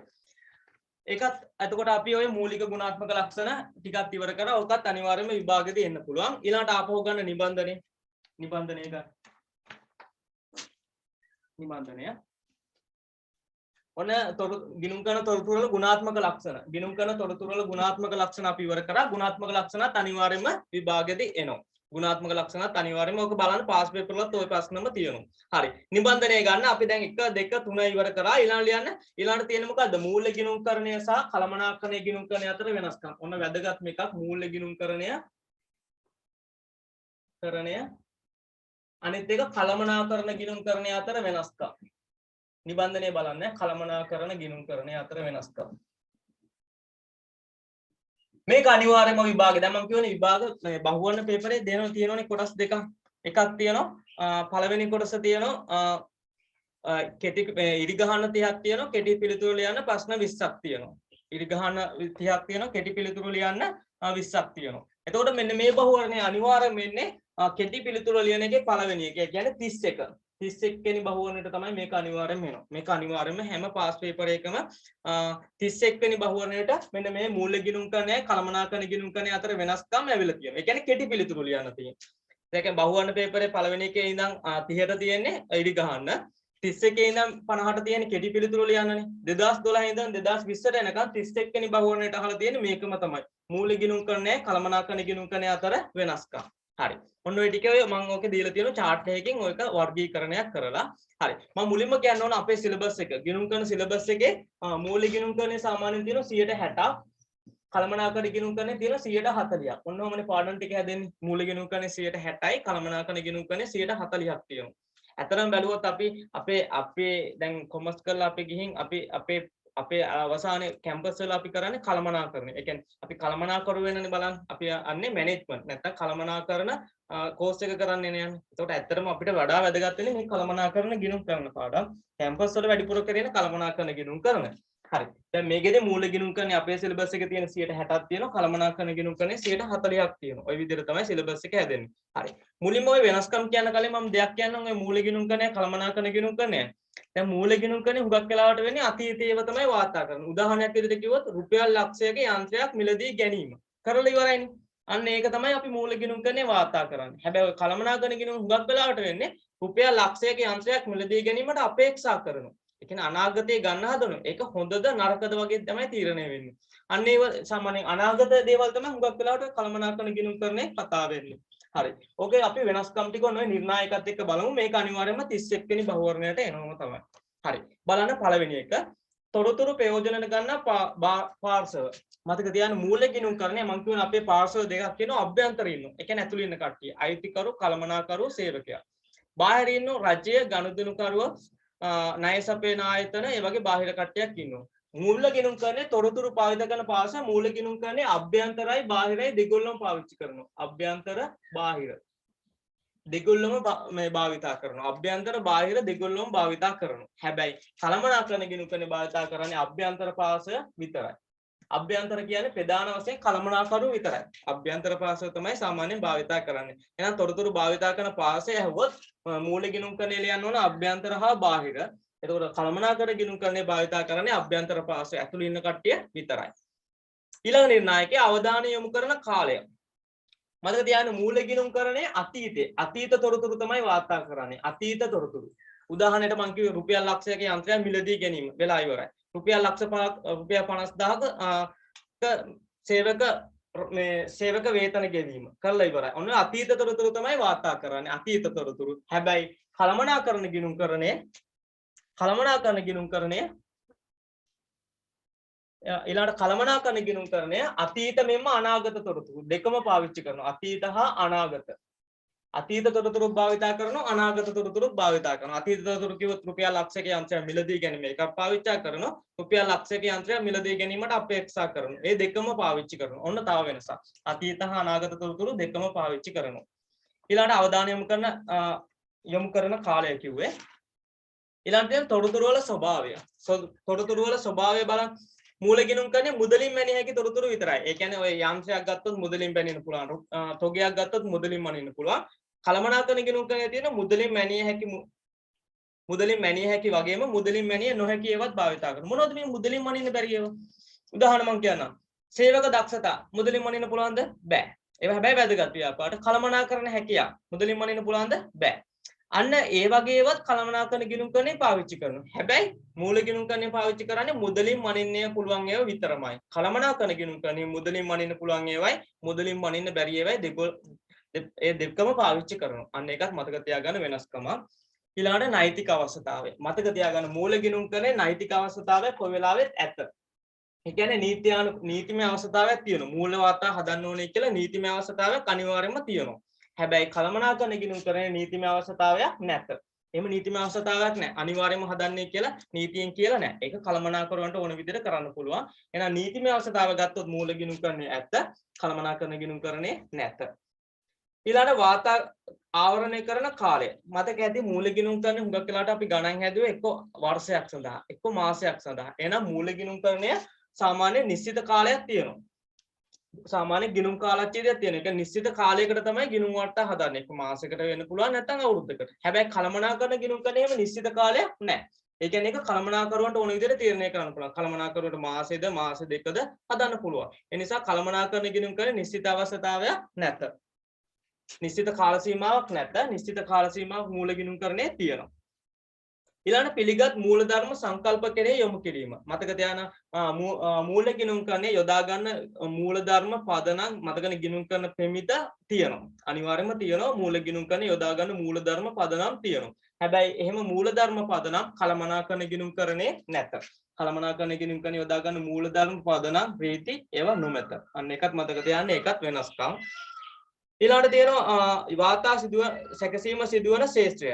මතක තියාගන්න අනිත් එක මූල ගිණුම් කරන්නේ මම හිතුවත් ඇඟලුම් කර්මාශාලාවක් ගත්තොත් මූල ගිණුම් කරන්නේ ඇඟලුම් කර්මාශාලාවටම එක වාර්තාවක් හදන්නේ. ඒ කියන්නේ සමස්ත ව්‍යාපාරයටම එක වාර්තාවයි මූල ගිණුම් කරන්නේ හදන්නේ. හැබැයි කලමනාකරණ ගිණුම් කරන්නේ එහෙම නැහැ. ඒ කියන්නේ දැන් හිතමු ඇඟලුම් කර්මාශාලාවක දෙපාර්තමේන්තු තියෙනවා කැපීමේ අංශය, මැසීමේ අංශය, ඔය වගේ දෙපාර්තමේන්තු තියෙනවා කියලා. අන්නේ එක් එක් දෙපාර්තමේන්තුවට වෙන වෙනම මූල වාර්තා පිළියෙල කරනවා කලමනාකරණ ගිණුම් කරන්නේ. එහෙනම් මූල ගිණුම් කරන්නේ සමස්ත ආයතනයටම එක මූල එක වාර්තාවයි හදන්නේ. කලමනාකරණ ගිණුම් කරන්නේ එහෙම නැහැ. දෙපාර්තමේන්තු වෙන වෙනම හදනවා. ඒවත් කලමනාකරුවන්ට අවශ්‍යතාව මත කලමනාකරුවන්ට ඕනවයි කියලා හිතුනොත් තමයි හදන්නේ. අන්න ඒ විදිහ තමයි වෙනස්කම. අන්න ඒකත් මතක තියාගන්න. ඔන්න ඔය වෙනස්කම් ටිකක් තියෙනවනේ. ඔන්න ඔය වෙනස් ටික අනිවාර්යෙන් බලා ගන්න. හේතුව විභාග පේපරේ 31 වෙනි බහුවර්ණයේ කෙටි පිළිතුරු ලියන එකේ 31 එන්නේ ඔන්න ඔය මූල ගිණුම් කරන්නේ කලමනාකරණ ගිණුම් කරන්නේ අතර වෙනස්කම්. අනිවාර්යෙන් මේ ප්‍රශ්නේ තියෙනවා. හැම අවුරුද්දෙම තියෙනවා. හැම අවුරුද්දෙම තියෙනවා කියන්නේ ඒක වෙනස් වෙන්නේ නැහැ. 2021 පේපරේත් තියෙනවා. ඔන්න ඔය වෙනස්කම බලා ගන්න. ඔක පාස් පේපර් වලත් අනිවාර්යෙන් හැම විභාග ගානකම 31 වෙනි බහුවර්ණයට ඔන්න ඔය බහුවර්ණය තියෙනවා. හරි. මේක විභාග පේපරේ කොහොමද එන්නේ කියලා බලන්න. ගන්නකො අපි පේපරේ කරන්නේ අපි දැන් ආදර්ශ ප්‍රශ්න පත්‍රය. ආදර්ශ ප්‍රශ්න පත්‍රයක. ඒකේ ඉරි ගහන්න නෙවෙයි ඉන්නේ මම කිව්ව ආදර්ශ ප්‍රශ්න පත්‍රයේ තුන්වෙනි පිටුව තියෙනවා 21 වෙනි බහුවර්ණය. ඒ කියන්නේ අපි ආදර්ශ ප්‍රශ්න පත්‍රයේ 21 වෙනි බහුවර්ණයක 21 ආදර්ශ ප්‍රශ්න පත්‍රයේ 21 වෙනි බහුවර්ණයක. හරි. ඒකේ තියෙනවා මූල ගිණුම් කරණය හා කලමනාකරණ ගිණුම් කරණය අතර වෙනස්කම් මෙන්න මේ කියන අංශات එක්ක මේ වාර්තා කරන්නයි කියලා ලියන්නේ කියලා තියෙනවා. මෙන්න මේවා ලියනකොට මතක තියාගන්න 31 ඉඳන් 50ට ලියන්නනේ තියෙන්නේ.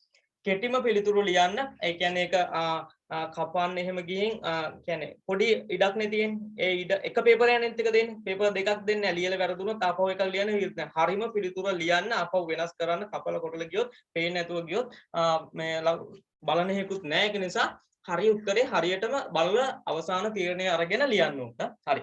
තියෙනවා කල මූල ගිණුම් කරණය කලමනාකරණ ගිණුම් කරණය අතර වෙනස්කම්. භාවිතා කරන පාස. මොකද පේපරේමයි මේව ලියන්න තියෙන්නේ. වෙනම කොලයක ලියන්නේ නැහැ. පේපරේම තමයි ලියන්නේ. භාවිතා කරන පාස. මොකද මූල ගිණුම් කරණය භාවිතා කරන පාස මම කිව්වා. ලියන්න අභ්‍යන්තර හා බාහිර පාස. දෙකලම පාවිච්චි කරනවා. අභ්‍යන්තර හා බාහිර පාස. දෙකලම පාවිච්චි කරනවා. අභ්‍යන්තර හා බාහිර පාස. කලමනාකරණ ගිණුම් කරන්නේ කවුද? අභ්‍යන්තර පාස විතරයි. අභ්‍යන්තර පාස පමණයි. කලමනාකරණ ගිණුම් කරන්නේ ලියන්න අභ්‍යන්තර පාස පමණක් කියලා. මූල ගිණුම් කරන්නේ නෝන අභ්‍යන්තර හා බාහිර කලමනාකරණ ගිණුම් කරන්නේ අභ්‍යන්තර පාස විතරයි.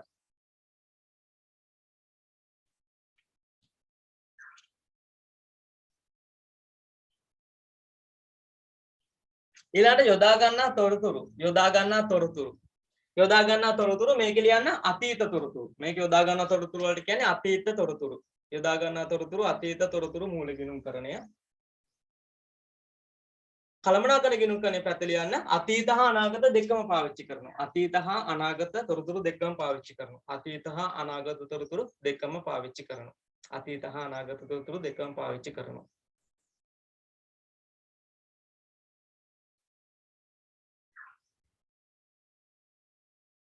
ඊළඟට ආවරණය කරන කාලය. ආවරණය කරන කාලය ගත්තොත් මූල ගිණුම් කරණය ආවරණය කරන කාලය කොහොමද? නිශ්චිත කාලයකට තමයි පිළියෙල කරන්නේ. ඒ කියන්නේ අවුරුද්දකට මාසයකට වෙන්න පුළුවන්. නිශ්චිත කාලයක් ආවරණය කරයි. නිශ්චිත කාලයක් ආවරණය කරයි. මූල ගිණුම් කරණය නිශ්චිත කාලයක් ආවරණය කරයි. නිශ්චිත කාලයක් ආවරණය කරයි. කලමනාකරණ ගිණුම් කරණය පැත්ත ලියන්නේ නිශ්චිත කාලයක් නොමැත. ඒක කලමනාකරුවන්ට ඕන විදිහට තීරණය කරන්න පුළුවන්. නිශ්චිත කාලයක් නොමැත. නිශ්චිත කාලයක් නොමැත. නිශ්චිත කාලයක් නොමැත. නිශ්චිත කාලයකට ආවරණය කරයි. කලමනාකරණ ගිණුම් කරණය පැත්ත ලියන්නේ නිශ්චිත කාලයක් නොමැත. ඊළඟ නීතිමය අවශ්‍යතාවය මූල ගිණුම් කරන නීතිමය අවශ්‍යතාවයක් ඇත්ත. අනිවාර්යයෙන්ම මූල ගිණුම් කරන නීතිමය අවශ්‍යතාවයක් ඇත්ත. කලමනාකරණ ගිණුම් කරන පැත්ත ලියන්නේ නීතිමය අවශ්‍යතාවයක් නොමැත. නීතිමය අවශ්‍යතාවයක් නොමැත. නීතිමය අවශ්‍යතාවයක් නොමැත. නීතිමය අවශ්‍යතාවයක් නොමැත.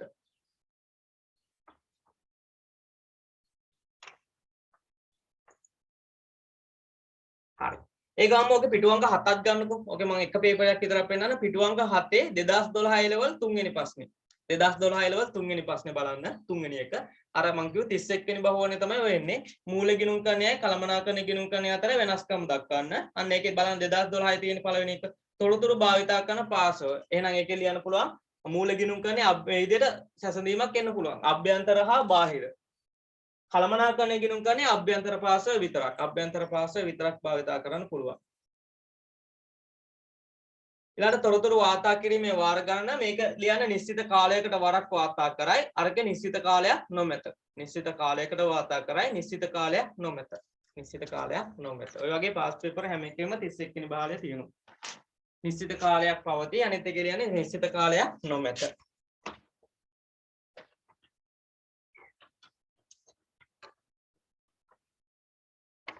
නිශ්චිත කාලයක් පවතිනවා. අනිත් පැත්තේ කියන්නේ නිශ්චිත කාලයක් නොමැත.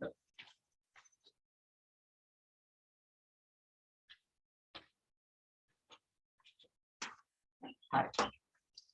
ඔන්න අපි එහෙනම් ආපහු නිබන්ධනය ගන්න. නිබන්ධනය අපි ඊටු ටිකක් කතා කරමු. හරි. මෙන්න මේ කියන ටික ඊළඟට බහුවර්ණයකට එන්න පුළුවන්. ඔන්න මම කිව්වා මෙන්න මේ පැත්ත තමයි එන්න පුළුවන් කියලා. හරි. ඊළඟට නිබන්ධනය ගන්න. ඊළඟට තියෙනවා දැන් අපි මූල ගිණුම් කරණය කළමනාකරණ ගිණුම් කරණය අතර වෙනස්කම් කතා කරේ. ඊළඟට ලියනවා ඇල්ම ඇති පාසව. ඇල්ම දක්වන පාසව. කියලා මාතෘකාවක් තියෙන එක chart එකක් තියෙනවා. අන්න ඒක පොඩ්ඩක් අල්ලව ගන්න. ඇල්ම ඇති පාසව.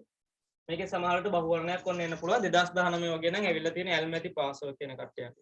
ඇල්ම ඇති පාසව. මේක තියෙන ඇල්ම දක්වන පාසය සහ ඇල්ම දැක්වීමට හේතු. හරි. ඒක අපි පොඩ්ඩක් බලමු.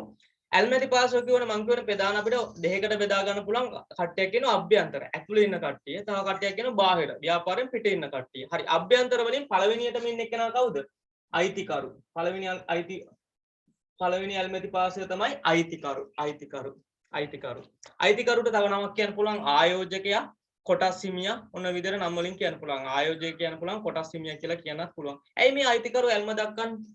ඇල්ම දක්වන ඇල්මැති පාසය කියන්නේ ව්‍යාපාර කෙරෙහි උනන්දුවක් දක්වන පාසුව. ඇයි මේ අයිතිකරු ව්‍යාපාර කෙරෙහි උනන්දුවක් දක්වන්නේ? ප්‍රධාන හේතුව තමයි එයානේ සල්ලි යොදවන්නේ.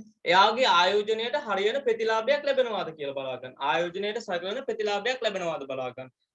ව්‍යාපාරයේ හොඳ සුද්ධ ලාභයක් තිබුණොත් අයිතිකරු තීරණය කරන්න පුළුවන් ව්‍යාපාරය ඉදිරියට කරගෙන යනවා කියලා. නැත්තම් අයිතිකරු තීරණය කරන්න පුළුවන් ව්‍යාපාරය වහලා දාන්න. ඒ නිසා අන්න ඒක තමයි ආයෝජනයට සරිලන ප්‍රතිලාභයක් ලැබෙනවාද යන බලාගෙන ඉන්න තමයි ප්‍රධාන අරමුණ අයිතිකරු උනන්දුවක් දක්වන්න. හරි. ඊළඟට දෙවෙනි පාසයේ ඉන්න කළමනාකරු. ඒ කියන්නේ ඇතුළේ ඉන්න පාසය දෙවෙනි එක්කෙනා කළමනාකරු. ඇයි මේ කළමනාකරු උනන්දුවක් දක්වන්නේ? කළමනාකරු තමයි සැලසුම් හදාන්නේ. ව්‍යාපාරයේ සැලසුම් සියල්ලම හදාන්නේ කළමනාකරු. ඒ නිසා කළමනාකරු උනන්දුවක් දක්වන හේතුව තමයි මෙන්න මේ ගත් සැලසුම් තීරණ වල නිවැරදිතාවය බලන්න. ඒක හොඳද ගත් තීරණ හා සැලසුම් වල නිවැරදිතාවය දැන ගැනීමට. ඒ කියන්නේ සැලසුම් ඒවා නිසි පරිදි ක්‍රියාත්මක වෙනවද? ඔන්නව දැනගන්න තමයි කළමනාකරු උනන්දුවක් දක්වන්නේ. ඒක සරලව මතක තියාගන්න. කළමනාකරු උනන්දුවක් දක්වන්නේ ගත් සැලසුම් නිසි පරිදි ක්‍රියාත්මක වෙනවද යන්න දැන ගැනීම. ඊළඟට ඇතුළේ ඉන්න ඊළඟ තුන්වෙනි පාසය තමයි සේවකයා. සේවකයා. ඇයි සේවකයා උනන්දුව දක්වන්නේ? සේවකයා. දැන් අයිතිකරුයි කළමනාකරු ප්‍රධාන පාසව දෙකක් නේ. ඒ කට්ටිය නම් ඔය මේ සැලසුම් හදනේව තීරණය කරන්න පුළුවන්. සේවකයා මොකටද ව්‍යාපාර කෙරේ උනන්දුවක් දක්වන්නේ? සේවකයාට හම්බෙන්නේ වැටුපනේ. එයාට ව්‍යාපාරයේ අයිතියක් තියෙනවද? නැහැ. වැටුපක් හම්බෙන්නේ. එයා මොකටද උනන්දුවක් දක්වන්නේ? ප්‍රධාන අවශ්‍යතාව දෙකයි. එකක් තමයි තම වැටුප් වැඩි කරගන්න පුළුවන්ද කියලා. දැන් ව්‍යාපාරේ හොඳට ලාභ ලබනවා නම් මෙයාට කියන්න පුළුවන් මගෙත් වැටුප් වැඩි කරලා දෙන්නේ කියලා. ඉල්ලීමක් කරන්න පුළුවන්. අන්න වැටුප් වැඩිවීම බලා ගන්න උනන්දුවක් දක්වනවා. වැටුප් වැඩිවීම ලබා ගන්න පුළුවන්ද කියලා. තව දෙයක් තියෙනවා මොකද්ද? රැකියා සුරක්ෂිතතාවය දැනගන්න. උදාහරණයක් විදිහට කිව්වොත් ව්‍යාපාරේ දිගටම පාඩු ලබන එකක් නම් මෙයා දන්නවා මගේ රැකියාවත් ළඟදී නැති වෙනවා. ඒ නිසා මෙයාට හොඳම විකල්පය මොකද්ද? වෙනත් රැකියාවක් හොයාගෙන යන්න. ඒක නිසා මෙයා රැකියා සුරක්ෂිතතාවයක් තියදී යන්න දැනගන්න තමයි මෙන්න මේ දෙකට තමයි ඇල්ම දක්වන්න හේතු. මේවා සමහර විට අහන්න පුළුවන් බහුවන වල. මේක සරල වුණාට මේ හුඟක් කට්ටිය වරද්දනවා. හරි. ඔන්න ඔය තුන් දෙනා තමයි අභ්‍යන්තරේ ඉන්න කට්ටිය. ඊළාට ඉන්න එක්කෙනෙක් හතරවෙනි ක්ලාස් එක ගන්න පුළුවන් මේ කට්ටිය බාහිර ඉන්නේ රජය. රජය කියනකොට රජයේ ආයතන ගන්න පුළුවන්. රජයේ නියෝජිතයෝනේ රාජ්‍ය ආයතන. ඒ කියන්නේ දේශීය ආදායම් බදු දෙපාර්තමේන්තුව වගේ රජයේ නියෝජිතයෝ. ඒ කට්ටිය ඇල්ම දක්වන්න හේතුව මොකද්ද? ප්‍රධාන මොකද්ද රජය ඇල්ම දක්වන්නේ? මේ කාලේ හොඳටම ඇල්ම දක්වන හැමෝටම මේ මොකද? බදු අය කරගන්න පුළුවන්ද බලා ගන්න. ප්‍රධාන වශයෙන්ම තියෙන්නේ බදු අය කරගැනීමේ හැකියාව දැන ගැනීම සඳහා තමයි රජයේ ඇල්ම දක්වන්නේ. ඒකට ප්‍රධාන හේතුව ඒක. තව තියෙන සැලසුම් මෙහෙම හදන්න තොරතුරු ගන්න. හැබැයි ප්‍රධාන දේ තමයි බදු අය කරගැනීමේ හැකියාව දැනගන්න රජය. ඊළඟට තව ඇල්මැති පාර්ශවයක් තියෙන කවුද? ගනුදෙනුකරුවෝ. ඇයි මේ ගනුදෙනුකරුවෝ කියන්නේ අපි වගේ කට්ටිය තමයි. මොකද ව්‍යාපාර වලින් භාණ්ඩ මිලදී ගන්න පරිභෝජනය කරන කට්ටිය. මේ අපි ගනුදෙනුකරුවෝ ඇල්ම දක්වන්න හේතුව. ගනුදෙනුකරුවෝ ඇල්ම දක්වන්න. ගනුදෙනුකරුවට වැඩක් තියෙන ව්‍යාපාර පැත්තේ ප්‍රධාන දේ තමයි මොකද්ද? මොකද්ද? සාධාරණ මිලට ගුණාත්මක භාණ්ඩ සපයනවාද කියන්නේ. එයාට වැදගත් මොකද්ද? ඒ හදන භාණ්ඩ ප්‍රධාන අවස්ථා දෙකයින් එකක් සාධාරණ මිලට සපයනවාද කියලා. අනිත් එක ගුණාත්මක හොඳ භාණ්ඩ සපයනවාද කියලා. ඔන්න ඔක තමයි ප්‍රධාන දේ. සාධාරණ මිලට ගුණාත්මක භාණ්ඩ සපයනවාද යන දැන ගැනීම. තව සමාජ වගකීම් ඉටු කරනවාද කියලා. ඒ කියන්නේ කට්ටිය සමාජ වගකීම් පරිසර සුරකීම වගේ ඒවා ඉටු කරනවාද? ඒවා දැන ගැනීමත් උනන්දුවක් දක්වන ප්‍රධාන දේ තමයි මොකද්ද? සාධාරණ මිලට ගුණාත්මක භාණ්ඩ සපයනවාද යන්න දැන ගැනීම. ඔන්න තව ඇල්මැති පාර්ශව. තව එක්කෙනෙක් ගන්න පුළුවන් 6 වෙනි එක ණය සපයන ආයතන. ණය සපයන ආයතන කියනකොට බැංකු ණය හිමියෝ ඔක්කොම ගන්න පුළුවන්. ඇයි ණය සපයන ආයතන ඇල්ම දක්වන්නේ? ප්‍රධාන හේතුව තමයි ණය සපයන ආයතන මොකද්ද? එයාලා සපයපු ණය නැවත අය කරගන්න පුළුවන්ද? පොලියක් අය කර ගැනීමේ හැකියාවක් තියෙද? අන්න එහෙමුණොත් විතරයි ඒ කටියට ණය දෙන්නේ. දැන් ව්‍යාපාරයේ මූල මේ ආදායම් ප්‍රකාශ බැලුවාම හොඳ ලාභයක් ලැබෙනවා. මෙයාලා තියෙන කන බලන්න අපේ ණය ගන්න පුළුවන් ආපහු. පොලියකුත් ගන්න පුළුවන්. එහෙනම් යාට ණය දෙමු. ව්‍යාපාර අලාභ ලබන එකක් නම් එයාට පොලියක් ගෙවන්නේ නැහැ අපේ ණය ගන්නත් බැරි වෙයි නිසා එයාට ණය ලබා දෙන්නේ නැහැ. ඔන්න ඔය ප්‍රධාන හේතුව තමයි ණය සපයන ආයතන ව්‍යාපාර කරී උනන්දුවක් දක්වන්නේ. ඇල්මැති පාර්ශව කියනකොට ඔන්න ඔය පාර්ශව ටික තමයි ඉන්නේ. අයිතිකරු, කළමනාකරු, සේවකයෝ, රජය, ගනුදෙනුකරුවෝ, ණය සපයන ආයතන. ඔන්න සියලුම පාර්ශවයන්ට තීරණ ගැනීම සඳහා තොරතුරු සැපීම තමයි ගිණුම්කරණයේ මූලික අරමුණක් වෙන්නේ. ඔන්න ඔය ටිකත් බලා ගන්න ඇල්මැති පාර්ශව කියන ටික. හරි මම හිතනවා ඒක තේරුණා ඇති කියලා. ඊළඟට තියෙන තව එකක් ගිණුම් කරන පරිසර සාධක. ඔන්න ගිණුම් කරන පරිසරය කියන එක නම් මෙච්චර කාල විභාගයට බහුවන වලට ඇවිල්ලා නැහැ. හැබැයි ඕක සිලබස් එකේ තියෙනවා අහන්නත් පුළුවන්. ඒ නිසා ඔයයි නිර්වචන එහෙම ඇතුලේ තියෙන ඒවා ලොකුවට ඕනේ නැහැ. ගිණුම් කරන පරිසර සාධක විතරක් පොඩ්ඩක් මතක තියාගත්තා නම් ඇති. බලමු අපි ගිණුම් කරන පරිසරය. ගිණුම් කරන පරිසරය කියන එක. හරි. ගිණුම් කරන පරිසර සාධක මෙතන පහක් තියෙනවා. පළවෙනි එක බලන්න තියෙන්නේ මොකද්ද කියලා? ආර්ථික හා දේශපාලන පරිසරය. ඒ පරිසර සාධක විතරක් දැනගත්තාම ඇති. ඔය ඇතුළේ තියෙන ඒවා ලොකුට දැනගන්න ඕනේ නැහැ. ආර්ථික හා දේශපාලන පරිසරය. ඒකටයි තියෙන සාධක කිව්වොත් ඔය දැන් ආර්ථික හා දේශපාලන පරිසර මේ ගිණුම් කරන පරිසර සාධක කියන්නේ ගිණුම් කරනට බලපෑමක් වෙන බාහිර තියෙන පරිසර සාධක කියන ඒවා. හරි. ඒ කියන්නේ ව්‍යාපාරිකෙදි බලපෑමක් කරන ඒවා. ගිණුම් කරන පරිසරයේ පළවෙනි එක තමයි ආර්ථික හා දේශපාලන පරිසරය. ඒක කොහොමද බලපෑමක් වෙන්නේ? ඇයි දැන් ওই රජයන් වෙනස් වෙනවා ආණ්ඩු වෙනස් වෙනවා එතකොට ඒ කට්ටියගේ ප්‍රතිපත්ති වෙනස් වෙනවා ඔය දැන් හුඟක් වෙලාවට කතා කරන උද්දමනය විනිමය අනුපාතය වගේ ආර්ථික වෙනස් වීම එක්ක ව්‍යාපාර කෙරෙහි ඒ කියන්නේ ගිණුම් කරන කෙරෙහි බලපෑමක් ඇති කරනවා ඔන්න ඔය සාධක තමයි ආර්ථික හා දේශපාලන පරිසරය කියන්නේ උදාහරණයක් ආණ්ඩු වෙනස් වුණාට පස්සේ බදු ප්‍රතිපත්ති ඒ කට්ටියක වෙනස් වෙනවා එතකොට ව්‍යාපාර කෙරෙහි වාසිදායක වෙන්න අවාසිදායක තත්ත්වයක් ඇති වෙනවා ඔන්න ඔය තමයි ආර්ථික හා දේශපාලන පරිසරය ඊළඟට තියෙනවා ශිල්පීය හා වෘත්තීය පරිසරය. ඒ කියන්නේ ගිණුම් කරණයට විතරක් අදාළ පරිසරයක් තියෙනවා. ඔය ශිල්පීය හා වෘත්තීය පරිසරය යටතේ තියෙන ගිණුම් කරන ප්‍රමිත. හදලා තියෙන ගිණුම් කරණයට විතරක් අදාළ ගිණුම් කරන ප්‍රමිත. ගිණුම් කරන ශිල්පකම තියෙනවා. ඊළඟට අපේ ඔය වරලත් ගණකාධිකරණ කියලා ආයතනයක් තියෙනවා. ඒකෙන් තමයි සියලුම ගිණුම් කරන වගේ වෘත්තීය ආයතනක් තියෙනවා. අපේ වෘත්තියට කියන්නේ ගිණුම් කරණයට විතරක් අදාළ පරිසරයක් තමයි ශිල්පීය හා වෘත්තීය පරිසරය. වෘත්තියක් නෙමෙයි ගණකාධිකරණය කියන එක. ඒකට අදාළ තියෙන ගිණුම් කරන ප්‍රමිත, ගිණුම් කරන ශිල්පකම, වෘත්තීය ගිණුම් කරන ආයතන. ඔන්නව තමයි ශිල්පීය හා වෘත්තීය පරිසරයට අයිති වෙන්නේ. ඊළඟට නෛතික පරිසරය. නීතිමය පරිසරයක ගිණුම් කරන්නේ බලපානුනේ. උදාහරණයක් ගත්තොත් අපි දැන් හදන හවුල් ව්‍යාපාර. හවුල් ව්‍යාපාරට අදාළ පනත මොකද්ද? පනතක් තියෙනවා. නීතිමය පනතක් තියෙනවා 1890 හවුල් ව්‍යාපාර ආඥා පනත. සමාගම් ගාන හදන සමාගම් වලට අදාළ පනතක් තියෙනවා 2007 අංක 7 දරන සමාගම් පනත. ඊළඟට ව්‍යාපාර නාම ආඥා පනත. ඔය වගේ පනත් තියෙනනේ. ඔන්න ඔවත් ගිණුම් කරණයට බලපාන. ඔන්න ඔය වගේ පනත් වලට අදාළ පරිසරය තමයි නෛතික පරිසරය. ඒ නීතියට අනුකූලව අපි මේ ගිණුම් කරණේ හදන්න ඕනේ. ඒක හවුල් ව්‍යාපාර වලට අදාළ නීතිමය පනතක් තියෙනවා. ඒකට අදාළ වෙන්න ඕන. අන්න ඒ වගේ අදාළ පනත් වලට තියෙන එක තමයි නෛතික පරිසරය කියලා තුන්වෙනි එක තියෙනවා. 4 සමාජ හා සංස්කෘතික පරිසරය. සංස්කෘතික වෙනස් වීම. ආකල්ප සිරිත් පිරිත් ආගම් වෙනස්නේ. සමහර දැන් මුස්ලිම් ආගම් බැලුවොත් මුස්ලිම් තියෙනවා සිංහල තියෙනවා. ඒ කියන්නේ මුස්ලිම් තියෙන ප්‍රදේශයක ගිණුම් කරන විදිය වෙනස් වෙන්න ඕන සිංහල තියෙන කෙනෙක්. ඒකට මුස්ලිම් වල ආගම් වල තියෙන සිරිත් පිරිත් ඒ වගේ වෙනස් වෙන ඒවත් එක්ක වෙනසක් තියෙනවා. අන්න ඒ වගේව තමයි සමාජ හා සංස්කෘතික පරිසරයට අයිති වෙන්නේ. අවසාන එක තියෙන තාක්ෂණික පරිසරය. ඔන්න ඕක තමයි වැදගත්ම එක. දැන් අලුතින් තාක්ෂණික පරිසරයේ වැදගත් වෙන්නේ මොකද්ද? දැන් හුඟක් ඒව කරන්නේ තාක්ෂණයනේ. දැන් හිතන්න අපි මෙතන ඔන්ලයින් ඔය Zoom app එකක් ආවේ කොරෝනා වලින් පස්සේනේ. ඒකට තාක්ෂණය වෙනස් වීමක්. අන්න ඒ වගේ තාක්ෂණය වෙනස් වෙනවා ගිණුම් කරන්නේ. දැන් හුඟක් වෙලාවට ඔය ගිණුම් කරන්නේ අපි දැන් අපි අතින් ආදායම් ප්‍රකාශ හදලා මූල ප්‍රකාශ හදනනේ. දැන් අලුත් විදිය තමයි පරිගණක තාක්ෂණය. ඒ කියන්නේ මුදුකාංග වලින් තමයි ඕවා හදන්නේ. ඒකට අපිට තියෙන අවසානයේ හරිද කියලා චෙක් කරන්න විතරයි. අන්න ඒ වගේ මුදුකාංග තාක්ෂණය වෙනස් වීමත් එක්ක ගිණුම් කරණයත් වෙනස් වෙලා තියෙනවා. ඔන්න ඕකට තමයි තාක්ෂණික පරිසරය කියන්නේ. ඔන්න ඔය පරිසර සාධක ටිකක් පොඩ්ඩක් මතක තියාගන්න අත්‍යවශ්‍යම කියන්නේ විභාගයට තාම ඇවිල්ලා නැහැ ඔය පරිසර සාධක නේ. හැබැයි ඔය ඇල්මැති පාසුව කියන එක නම් ඇවිල්ලා තියෙනවා. ඔන්න ඔය ටිකත් හොඳට බලා ගන්න. හරි. මූලිකම ඔන්න ඔය ටික තමයි ගිණුම් කරන හැදින්වීමේ තියෙන. ඊළඟ ටික තමයි වැදගත්ම ටික ඔය වත්කම් වගකීම් හිමිකම් වලින් ඒ කියන්නේ මූල ප්‍රකාශන වල මූලිකාංග වලින් අහන බහුවර්ණ ටික. ඒ ටික තමයි ඊළඟට කතා කරන්න තියෙන්නේ. ඔන්න ඔය ටික හුඟක් වැදගත්කමක් තියෙනවා. හරි. දැන් ගන්නකො පේපරේ අපේ ආදර්ශ ප්‍රශ්න පත්‍රය ආදර්ශ ප්‍රශ්න පත්‍රයේ 24 වෙනි ප්‍රශ්නේ පිටු අංක 4 24 වෙනි ප්‍රශ්නේ ගිණුම් කරණය කෙරෙහි බලපාන ඇල්මැති පාසල පහක් සඳහන් කරන්න. අන්න ඇල්මැති පාසල පහක් ලිය 24 මතකෙන් ලිය. එක අයිතිකරු ලියන්න පුළුවන්, කළමනාකරු ලියන්න පුළුවන්, සේවකයෝ ලියන්න පුළුවන්, රජය ලියන්න පුළුවන්, ගනුදෙනුකරුවෝ ලියන්න පුළුවන්. පහක් ලියන්න. ඒ විදිහට ඇල්මැති පාසල පහක්.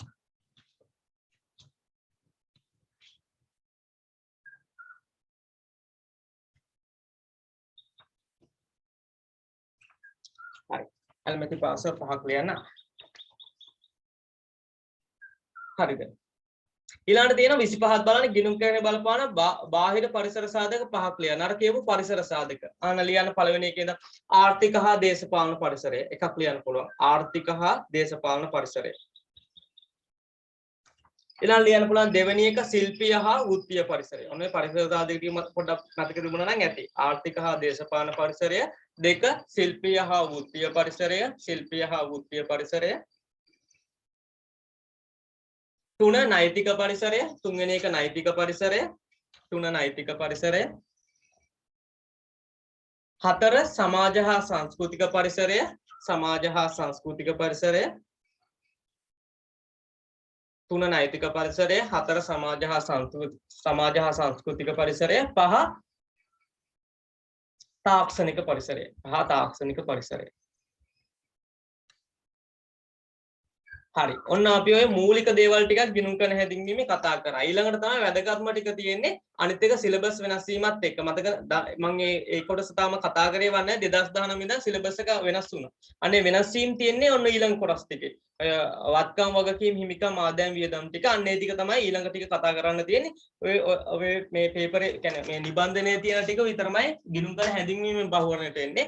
මෙන්න මේ ටික හොඳට බලාගත්තා නම් හොඳටම ඇති. හරි. අපි දැන් ඉතුරු ටික විනාඩි 10ක විවේක කාලයක් අරන් කරමු. දැන් වෙලාව 10යි.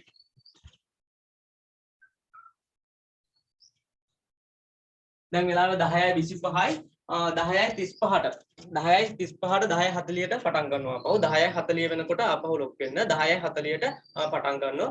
10:40ට ඉතුරු ටික අපි ඉස්සරහට කතා කරමු. 10:40ට අපහු ලොක් වෙන්න.